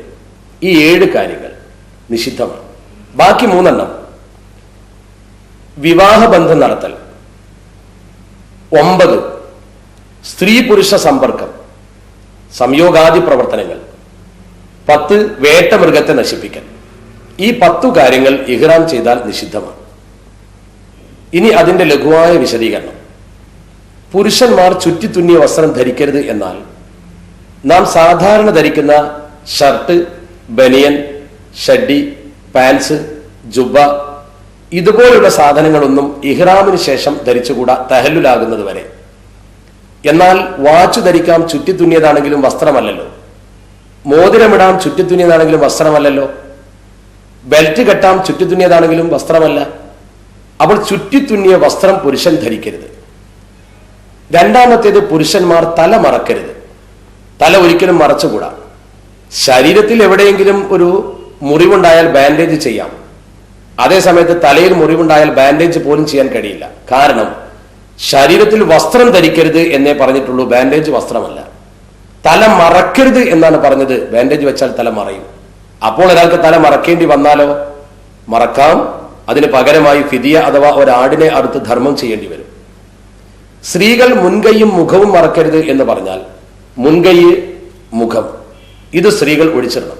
ഇവിടെ പ്രത്യേകം സ്ത്രീകൾ ശ്രദ്ധിക്കേണ്ട കാര്യം, മുൻകൈ ഒഴിച്ചിടണം എന്ന് പറയുമ്പോൾ ഈ ഭാഗമാണ് മുൻകൈ, അതിന്റെ താഴെയുള്ള ഭാഗം ഒഴിച്ചിട്ടുകൂടാ. അതുകൊണ്ട് തന്നെ ഇവിടെ ടൈറ്റ് ചെയ്തുകൊണ്ടായിരിക്കണം പർദ്ദ ധരിക്കേണ്ടത്. മുഖം വെളിവാക്കണമെന്ന് പറയുമ്പോൾ നാം മുഖമക്കര ധരിക്കുമ്പോൾ ഈ ഭാഗത്ത് മുഖമക്കര കയറി നിൽക്കരുത്, പ്രത്യേകം ശ്രദ്ധിക്കണം. ചുണ്ടിന്റെ ഭാഗത്തേക്ക് കയറി നിൽക്കുന്ന മക്കര ധരിക്കരുത്, പ്രത്യേകമായി അത് ശ്രദ്ധിക്കേണ്ടതുണ്ട്. അങ്ങനെ മുഖവും മുൻകൈയും സ്ത്രീകൾ മറക്കാതിരിക്കൽ ഇഹ്റാമിന്റെ നിബന്ധനയിൽപ്പെട്ടതാണ്. നാലാമത്തേത്, സുഗന്ധം രണ്ടു കൂട്ടരും ഉപയോഗിക്കാൻ പാടില്ല. സുഗന്ധം ഉപയോഗിക്കരുത് എന്ന് പറയുമ്പോൾ ശരീരത്തിൽ, വസ്ത്രത്തിൽ, നമ്മുടെ വിരിപ്പിൽ, നമ്മൾ കിടക്കുന്ന ബെഡിൽ, ബെഡ്ഷീറ്റിൽ ഒന്നും സുഗന്ധം ഉപയോഗിച്ചുകൂടാ. ശരീരത്തിൽ പാടില്ല എന്നതുപോലെ തന്നെ നമ്മുടെ വസ്ത്രത്തിലും പാടില്ല. എന്നതുപോലെ അഞ്ചാമത്തേത്, തലമുടിയിലും താടി രോമത്തിലും ഇരുകൂട്ടരും അഥവാ പുരുഷനും സ്ത്രീയും ഒരു വ്യത്യാസവുമില്ലാതെ എണ്ണ തേക്കരുത്. ശരീരത്തിന്റെ മറ്റേത് ഭാഗത്തും എണ്ണ തേക്കാം. ഒരു കാര്യം ശ്രദ്ധിച്ചാൽ മതി, എണ്ണയിൽ സുഗന്ധം ഉണ്ടാവരുത്. സുഗന്ധമുള്ളത് കൊണ്ട് എണ്ണ എവിടെയും തേക്കാൻ പാടില്ല. അതെന്തുകൊണ്ടാണ്? സുഗന്ധം ഉപയോഗിക്കാൻ പാടില്ലാത്തതുകൊണ്ട്. തലയിലും താടി രോമത്തിലും എണ്ണ തേക്കരുത്, ബാക്കി എവിടെയും സുഗന്ധമില്ലാത്ത എണ്ണയാവാം. ശരീരത്തിൽ നിന്ന് മുടി നീക്കരുത്. മനുഷ്യ ശരീരത്തിൽ നിന്ന് നമ്മുടെ പ്രവർത്തന ഫലമായി ഒരു മുടിയും പറിക്കരുത്. നമ്മുടെ പ്രവർത്തന ഫലമായല്ലാതെ പൊഴിഞ്ഞു വീഴുന്നത് കൊണ്ട്, ഉറക്കത്തിൽ മുടി കൊഴിയുന്നത് കൊണ്ട് നാം ഒരിക്കലും കുറ്റക്കാരനാവില്ല, ഫിദിയ കൊടുക്കേണ്ടതില്ല. നമ്മുടെ പ്രവർത്തന ഫലമായി വലിച്ചിട്ട് പറിച്ചിട്ട് നാം മുടി കൊഴിച്ചാൽ നമുക്ക് ഫിദിയ കൊടുക്കേണ്ടി വരും. ഫിദിയ എന്താണെന്ന് പിന്നീട് വിശദീകരിക്കാം. ഏഴാമത്തേത്, ശരീരത്തിൽ നിന്ന് നഖം പറിക്കുക, പുരുഷനാണെങ്കിലും സ്ത്രീയാണെങ്കിലും. ഈ രണ്ടെണ്ണം പറഞ്ഞെടുത്ത് ചെറിയ ഇളവ് പറഞ്ഞത്, ഒരു മുടി കണ്ണിലേക്ക് തട്ടി നിൽക്കുന്നു, അതുകൊണ്ട് പ്രയാസമുണ്ട് കണ്ണു തുറക്കാൻ, ആ മുടി എടുത്തു നീക്കാം. ഒരു നഖം പൊട്ടി നിൽക്കുന്നു, അത് മറ്റു സ്ഥലത്ത് പോറലേൽപ്പിച്ചുകൊണ്ട് രക്തമൊലിപ്പിക്കുന്നു, എങ്കിൽ ആ പൊട്ടിയ ഭാഗം മാത്രം എടുത്തിടാം. ഈ ഇളവ് ഇസ്ലാം നമുക്ക് തന്നിട്ടുണ്ട്. മറ്റൊന്ന്, വേട്ടമൃഗങ്ങളെ ഉപദ്രവിക്കൽ. ഇന്നത്തെ രീതിയിൽ അത് സ്വാഭാവികമായും സംഭവിക്കുന്നതല്ല. പക്ഷെ നമ്മുടെ അധീനതയിൽ അത്തരം മൃഗങ്ങൾ ഉണ്ടെങ്കിൽ അവയുടെ ഉടമാവകാശം നീക്കിക്കൊണ്ടായിരിക്കണം ഹജ്ജിന് പോകുന്നവൻ ഹജ്ജ് കർമ്മത്തിന് വേണ്ടി പുറപ്പെടേണ്ടത്. ഇത്രയും കാര്യങ്ങളാണ് മുഹറമാത്തുൽ ഇഹ്റാം. ഇതിൽ പലപ്പോഴും നമുക്ക് സംശയമുണ്ടാകുന്നത് തലമറക്കുക, വസ്ത്രം ധരിക്കുക പോലെയുള്ള വിഷയങ്ങളിലാണ്. ഇതിൽ തലമറക്കുക എന്ന് പറയുമ്പോൾ കൈ തലയിൽ വെക്കുന്നത് കൊണ്ട് തലമറക്കലല്ല. എന്തെങ്കിലും ഒരു സാധനം നമ്മൾ ചുമടേറ്റി താഴെ വെക്കുന്നത്, ബസ്സിൽ നിന്നൊരു സാധനം ഇറക്കുമ്പോൾ തലയിൽ വെക്കുന്നത് ഒരിക്കലും തലമറക്കലാകുന്നില്ല. കുട ചൂടാം, വെള്ളത്തിൽ മുങ്ങാം, ഇത്യാദി കാര്യങ്ങളൊക്കെ ചെയ്യാം. പ്രകടമായ ഈ പ്രവർത്തനങ്ങളിൽ ഏതെങ്കിലും ഒന്ന് നമ്മൾ ചെയ്തു കഴിഞ്ഞാൽ ഫിദിയ കൊടുക്കേണ്ടി വരും. അപ്പോൾ മുഹറമാത്തുൽ ഇഹ്റാം ഒരാൾ ചെയ്താൽ ഫിദിയ കൊടുക്കണം. എന്തൊക്കെയാണ് ഫിദിയകൾ? അതാണ് ഇനി നാം മനസ്സിലാക്കേണ്ടത്. ഇപ്പോൾ നമ്മൾ ഇഹ്റാം ചെയ്തു, 10 കാര്യങ്ങൾ നമ്മൾ സൂക്ഷിക്കണം. ഇവിടെ നമ്മളിപ്പോൾ ഫ്ലൈറ്റിലേക്ക് ചെന്ന് ഫ്ലൈറ്റിൽ കയറിയാൽ നമുക്ക് ഭക്ഷണം കിട്ടും. ആ ഭക്ഷണം കിട്ടിക്കഴിഞ്ഞാൽ അതിൽ ഒരു റിഫ്രഷിംഗ് ടിഷ്യൂ അഥവാ നല്ല സുഗന്ധമുള്ള ഒരു ടവൽ ഉണ്ടാവും. അത് ഉപയോഗിച്ചുകൂടാ. കാരണം എന്തുകൊണ്ട്? അതിന്മേൽ എണ്ണയുമുണ്ട്, സുഗന്ധവുമുണ്ട്. താടിരോമത്തിലോ തലയിലോ എണ്ണയാവാൻ സാധ്യതയുണ്ട്. മാത്രമല്ല സുഗന്ധം എവിടെയും നമുക്ക് ഉപയോഗിക്കാനും പാടില്ല. അപ്പോൾ അങ്ങനെ നാം എന്തെങ്കിലും മുഹറമാത്തുൽ ഇഹ്റാം ചെയ്താൽ എന്താണ് അതിന്റെ പരിഹാര മാർഗം? അപ്പോൾ ഹജ്ജിൽ എന്തൊക്കെയാണ് ഈ ഫിദിയ കൊടുക്കേണ്ട ഇനങ്ങൾ, അതൊന്ന് വകതിരിച്ച് നമ്മൾ മനസ്സിലാക്കുന്നത് ഏറ്റവും സൗകര്യമായിരിക്കും. ഹജ്ജിൽ 4 വിധത്തിൽ ഫിദിയ കൊടുക്കേണ്ടതുണ്ട്. ഒന്ന്, കുറ്റമില്ല ഫിദിയ വേണ്ട. കുറ്റമില്ല, ഫിദിയയും വേണ്ട, എന്നാൽ ചെയ്യാൻ പാടില്ലാത്ത പ്രവർത്തനമാണ്. ഉദാഹരണമായി പൊട്ടിയ നഖം നീക്കൽ. പൊട്ടിയ നഖം നമുക്ക് നീക്കാം, അത് ശരിക്കും നഖം നീക്കാൻ പാടില്ല, പൊട്ടിയ നഖമായതുകൊണ്ട് നീക്കാം, അതിന് ഫിദിയ വേണ്ട. 2, കുറ്റമാണ്, ഫിദിയ വേണ്ട. ഉദാഹരണമായി വിവാഹബന്ധം നടത്തൽ കുറ്റമാണ്, പക്ഷെ ഫിദിയ വേണ്ട. അഥവാ നടത്തിയാൽ ശരിയാവില്ല ആ വിവാഹം. ദുർനടപടികൾ എന്തെങ്കിലും ചെയ്തു, മോശപ്പെട്ട വാക്ക് പറഞ്ഞു, ചെയ്യാൻ പാടില്ല, കുറ്റമാണ്, പക്ഷെ അതിന് ഫിദിയ ഒന്നുമില്ല, ഹജ്ജിനെ ബാധിക്കുമെന്ന് മാത്രം. 3ാമത്തെ വിഭാഗം, കുറ്റമില്ല എന്നാൽ ഫിദിയ വേണം. സംഗതി കുറ്റമല്ല, പക്ഷെ ഫിദിയ വേണം. അതെന്താണ്? തലയിൽ ഒരു മുറിവ് വന്നു, ബാൻഡേജ് ചെയ്തു, അത് കുറ്റമല്ലല്ലോ, പക്ഷെ ഫിദിയ കൊടുക്കണം. ബാൻഡേജ് ചെയ്തതിന് ഫിദിയ കൊടുക്കണം. 4ാമത്തെ ഇനമാണ്, കുറ്റമാണ്, ഫിദിയയും വേണം. ഉദാഹരണം, സുഗന്ധം പൂശൽ കുറ്റമാണ്, ഫിദിയ വേണം. എണ്ണ പൂശൽ തലയിലോ താടിരോമത്തിലോ കുറ്റമാണ്, ഫിദിയ വേണം. മുടി നീക്കൽ കുറ്റമാണ്, ഫിദിയ വേണം. നീക്കാൻ പാടില്ല ഇഹ്റാമിൽ. ഇതൊക്കെ ഇനി നമുക്ക് അനുവദനീയമാകുന്നത് ഇഹ്റാമിൽ നിന്ന് തഹല്ലുലാകുമ്പോഴാണ്. എപ്പോഴാണ് തഹല്ലുലാവുക? ആ കാര്യം പിന്നീട് പറയാം. അപ്പോൾ ഈ ഫിദിയകളിൽ ഏറ്റവും ശ്രദ്ധിക്കേണ്ടത് മുഹറമാത്തുൽ ഇഹ്റാം അഥവാ ഇഹ്റാമിൽ ഹറാമാകുന്ന കാര്യങ്ങൾ എന്തെങ്കിലും ചെയ്താൽ ഫിദിയ കൊടുക്കണം. എന്നാൽ മറന്നു ചെയ്താലുള്ള വിധി എന്താണ്? ഒരാൾ ഷർട്ട് ധരിച്ചു, സുഗന്ധം പൂശി, മറന്നവനാണെങ്കിൽ ഉടനെ അതിൽ നിന്ന് പിന്തിരിഞ്ഞാൽ മതി. ഒരാൾ റൂമിലിരിക്കുന്നു, ഇഹ്റാമിലാണ്, ബാങ്ക് വിളി കേട്ടു, സാധാരണ പോലെ പെട്ടെന്ന് പുറത്തേക്ക് ഇറങ്ങി ഷർട്ട് ഇട്ടു, പള്ളിയിലേക്ക് പോകാൻ തിരിഞ്ഞു, മസ്ജിദുൽ ഹറാമിലേക്ക് പോകുമ്പോൾ അല്ലെങ്കിൽ തൊപ്പി വെച്ചു. നിങ്ങൾ ഇഹ്റാമിലല്ലേ? ഒരാൾ ചോദിച്ചു. ഉടനെ തൊപ്പി എടുത്തു വെച്ചാൽ പ്രശ്നം തീർന്നു. തല മറക്കരുതല്ലോ പുരുഷൻ. അതേ സമയത്ത് നഖം പറിച്ചു, മുടി മുറിച്ചു, അത് മറന്നു ചെയ്താലും ശരി ഫിദിയ കൊടുക്കണം. രണ്ടും തമ്മിൽ വ്യത്യാസം മനസ്സിലാക്കണം. ഒന്ന് ഇത്ലാഫ്, മറ്റൊന്ന് തനഉം. നശീകരണ പ്രവർത്തനം, മുടി പറിക്കൽ, നഖം മുറിക്കൽ, അത് മറന്നുകൊണ്ട് ചെയ്താലും ശരി ഫിദിയ നിർബന്ധമാണ് എന്ന് കർമ്മശാസ്ത്രം പഠിപ്പിക്കുന്നു. അത് വേർതിരിച്ചു തന്നെ മനസ്സിലാക്കണം.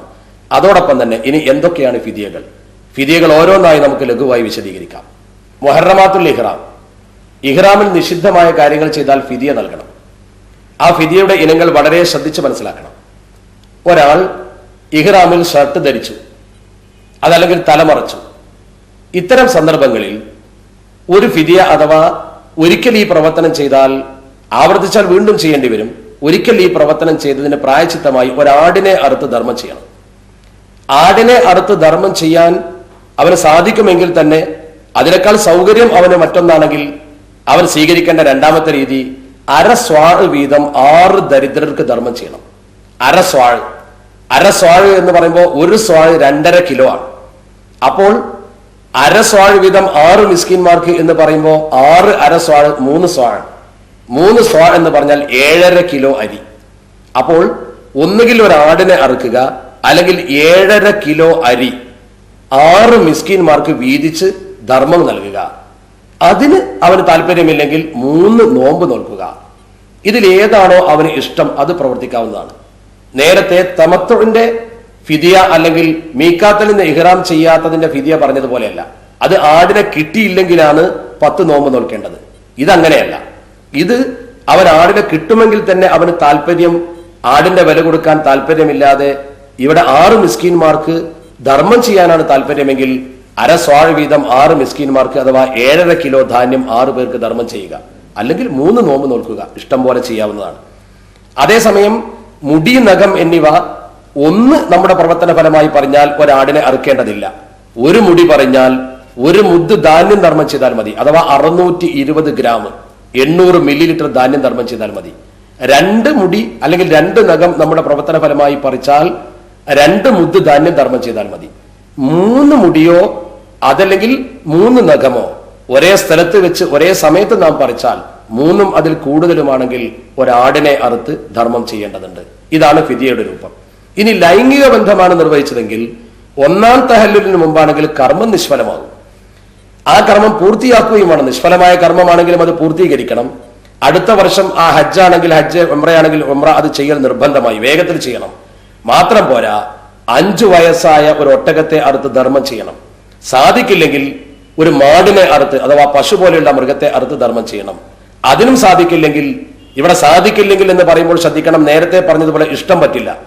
ഒട്ടകം കിട്ടിയില്ലെങ്കിൽ അല്ലെങ്കിൽ അതിന് വിലയില്ലെങ്കിൽ മാത്രമേ അവൻ അടുത്തയിലേക്ക് നീങ്ങാവൂ. 7 ആടുകളെ മാടിന് പകരം കൊടുക്കുക. ഇനി അതിനും സാധിച്ചില്ലെങ്കിൽ ഒട്ടകത്തിന്റെ വിലക്ക് ധാന്യം വാങ്ങി ധർമ്മം ചെയ്യുക. അതിനും സാധിക്കുന്നില്ലെങ്കിൽ ഒട്ടകത്തിന്റെ വിലക്ക് എത്ര ധാന്യം കിട്ടും, ആ ധാന്യം എത്ര മുദ്ദുകൾ ഉണ്ടാകും, അത്ര മുദ്ദുകൾ, 1 മുദ്ദിന് 1 നോമ്പ് എന്ന രീതിയിൽ അവൻ നോമ്പ് നോക്കുക. ഇതാണ് 1-ാം തഹല്ലുലിന് മുമ്പ് അവൻ ലൈംഗിക ബന്ധത്തിൽ ഏർപ്പെട്ടാൽ അതിന്റെ പ്രായശ്ചിത്തം. വളരെ ഗൗരവതരമായ കാര്യമാണ്, ശ്രദ്ധിക്കേണ്ടതാണ്. ഇതാണ് ഫിദിയകൾ. 1-ാം തഹല്ലുലിന് ശേഷമാണെങ്കിൽ ആടിനെ അറുത്ത് ധർമ്മം ചെയ്യേണ്ടതുണ്ട് എന്ന് വളരെ വ്യക്തമായി നാം മനസ്സിലാക്കണം. അപ്പോൾ ഈ മുഹറമാത്തുൽ ഇഹ്റാം ഒന്നും ചെയ്യാതെ, ഇഹ്റാമിൽ നിഷിദ്ധമായ കാര്യങ്ങൾ ഒന്നും ചെയ്യാതെ സൂക്ഷിച്ച് ശ്രദ്ധിച്ച് കാര്യങ്ങൾ നമ്മൾ മുന്നോട്ട് കൊണ്ടുപോകണം. ഇപ്പോൾ നാം വിമാനത്തിലാണല്ലോ ഉള്ളത്. വിമാനത്തിൽ പ്രത്യേകമായി ശ്രദ്ധിക്കേണ്ട ചില കാര്യങ്ങളുണ്ട്. സാധാരണ ഒരു ബസ്സിലോ അല്ലെങ്കിൽ ഏതെങ്കിലും മോട്ടോർ വാഹനത്തിലോ യാത്ര ചെയ്യുന്നത് പോലെയല്ല. എയർ സ്പേസിൽ ഓടിക്കൊണ്ടിരിക്കുന്ന ഒരു വാഹനം എന്ന രീതിയിൽ വളരെ സുരക്ഷിതത്വ പ്രശ്നങ്ങൾ ശ്രദ്ധിക്കുന്ന ഒരു വാഹനമാണ് വിമാനം. അതുകൊണ്ട് തന്നെ ബാത്റൂമിൽ പോകുമ്പോൾ പ്രത്യേകം ശ്രദ്ധിക്കണം, വെള്ളം നിലത്ത് തറയിൽ വീഴരുത്. ഇലക്ട്രോണിക് സംവിധാനത്തെ ഗുരുതരമായി ബാധിക്കും. യാത്രക്കാരടക്കം അപകടത്തിൽ വരാൻ സാധ്യതയുണ്ട്. അള്ളാഹു കാത്തുരക്ഷിക്കുമാറാവട്ടെ. അതുകൊണ്ട് എയർപോർട്ടിലെ ലോഞ്ചിൽ വെച്ച് തന്നെ പ്രാഥമിക കർമ്മങ്ങളൊക്കെ നിർവഹിച്ച് വുളൂ ചെയ്ത് വിമാനത്തിൽ കയറുക. പിന്നെ നമ്മൾ ഏകദേശം ഒരു 5 മണിക്കൂറിൽ താഴെയുള്ള സമയമാണ് ജിദ്ദയിലേക്ക് എടുക്കുന്നത്.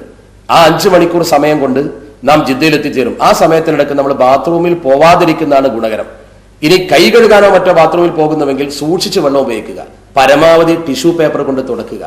ഇനി ഇവിടെ നമുക്കുള്ള ഏറ്റവും വലിയ തെറ്റിദ്ധാരണ, വെള്ളം നിന്നുപോയി വിമാനത്തിൽ എന്നിരിക്കട്ടെ. വെള്ളം കിട്ടാത്തൊരു സാഹചര്യത്തിലാണെങ്കിൽ ശുചീകരിക്കാൻ വേണ്ടത് നജസിനെ വലിച്ചെടുക്കുന്ന ഒരു സാധനമാണ്.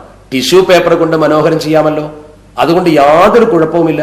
നിങ്ങൾ മൂത്രച്ചതിന് ശേഷം ടിഷ്യൂ പേപ്പർ കൊണ്ട് ശരിക്ക് ആ മൂത്രം പാടെ പോരുന്ന രീതിയിൽ സൂക്ഷിച്ച് ശ്രദ്ധിച്ച് ഒപ്പിയെടുത്ത് നിങ്ങൾക്ക് സുഖമായി നമസ്കരിക്കാവുന്നതാണ്. ത്വഹാറത്തിന് അതുകൊണ്ട് ഒരു കുറവും വരുന്നില്ല.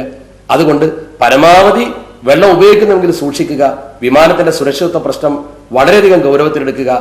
വളരെ ഇടുങ്ങിയ സീറ്റിൽ തൊട്ടടുത്ത ആളുകൾ ഒന്നിച്ചിരിക്കുമ്പോൾ അച്ചടക്കം പാലിക്കുക, ബഹളം വെക്കാതിരിക്കുക, ഭക്ഷണത്തിന്റെ സാധന സാമഗ്രികൾ താഴെ വീഴ്ത്താതിരിക്കുക. നമുക്ക് എന്തെങ്കിലും സാധനങ്ങൾ ഭക്ഷിക്കാൻ തന്നിട്ടുണ്ടെങ്കിൽ അതിന്റെ കവറും മറ്റും താഴത്തിടാതെ പ്രത്യേകം സൂക്ഷിച്ച് അവരെ തന്നെ തിരിച്ചേൽപ്പിക്കുക. ബെൽറ്റ് ധരിക്കാൻ പറയുമ്പോൾ ബെൽറ്റ് ധരിക്കുക. ബെൽറ്റ് ധരിക്കാൻ സിഗ്നൽ പൊങ്ങിയ സന്ദർഭത്തിൽ എഴുന്നേറ്റ് നടക്കാതിരിക്കുക. ഈ കാര്യങ്ങളൊക്കെ പ്രത്യേകം ശ്രദ്ധിച്ചുകൊണ്ടായിരിക്കണം നാം ഫ്ലൈറ്റിൽ പ്രവർത്തിക്കേണ്ടത്. അതോടൊപ്പം തന്നെ ഫ്ലൈറ്റ് ലാൻഡ് ചെയ്യുമ്പോൾ പെട്ടെന്ന് എഴുന്നേൽക്കുന്നതിന് പകരം നിർദ്ദേശം കിട്ടിയ ശേഷം മാത്രം എഴുന്നേറ്റ് കൂട്ടമായി വരിവരിയായി സമാധാനത്തോടു കൂടി ഇറങ്ങി ഒരു അച്ചടക്ക ബോധത്തോടെ സമാധാനത്തോടു കൂടി മുഅ്മിനീങ്ങളുടെ സ്വഭാവം പ്രകടമാക്കിക്കൊണ്ടായിരിക്കണം നമ്മൾ ഈ കർമ്മങ്ങൾ നിർവഹിക്കേണ്ടത് എന്ന് പ്രത്യേകം ഉണർത്തുന്നു.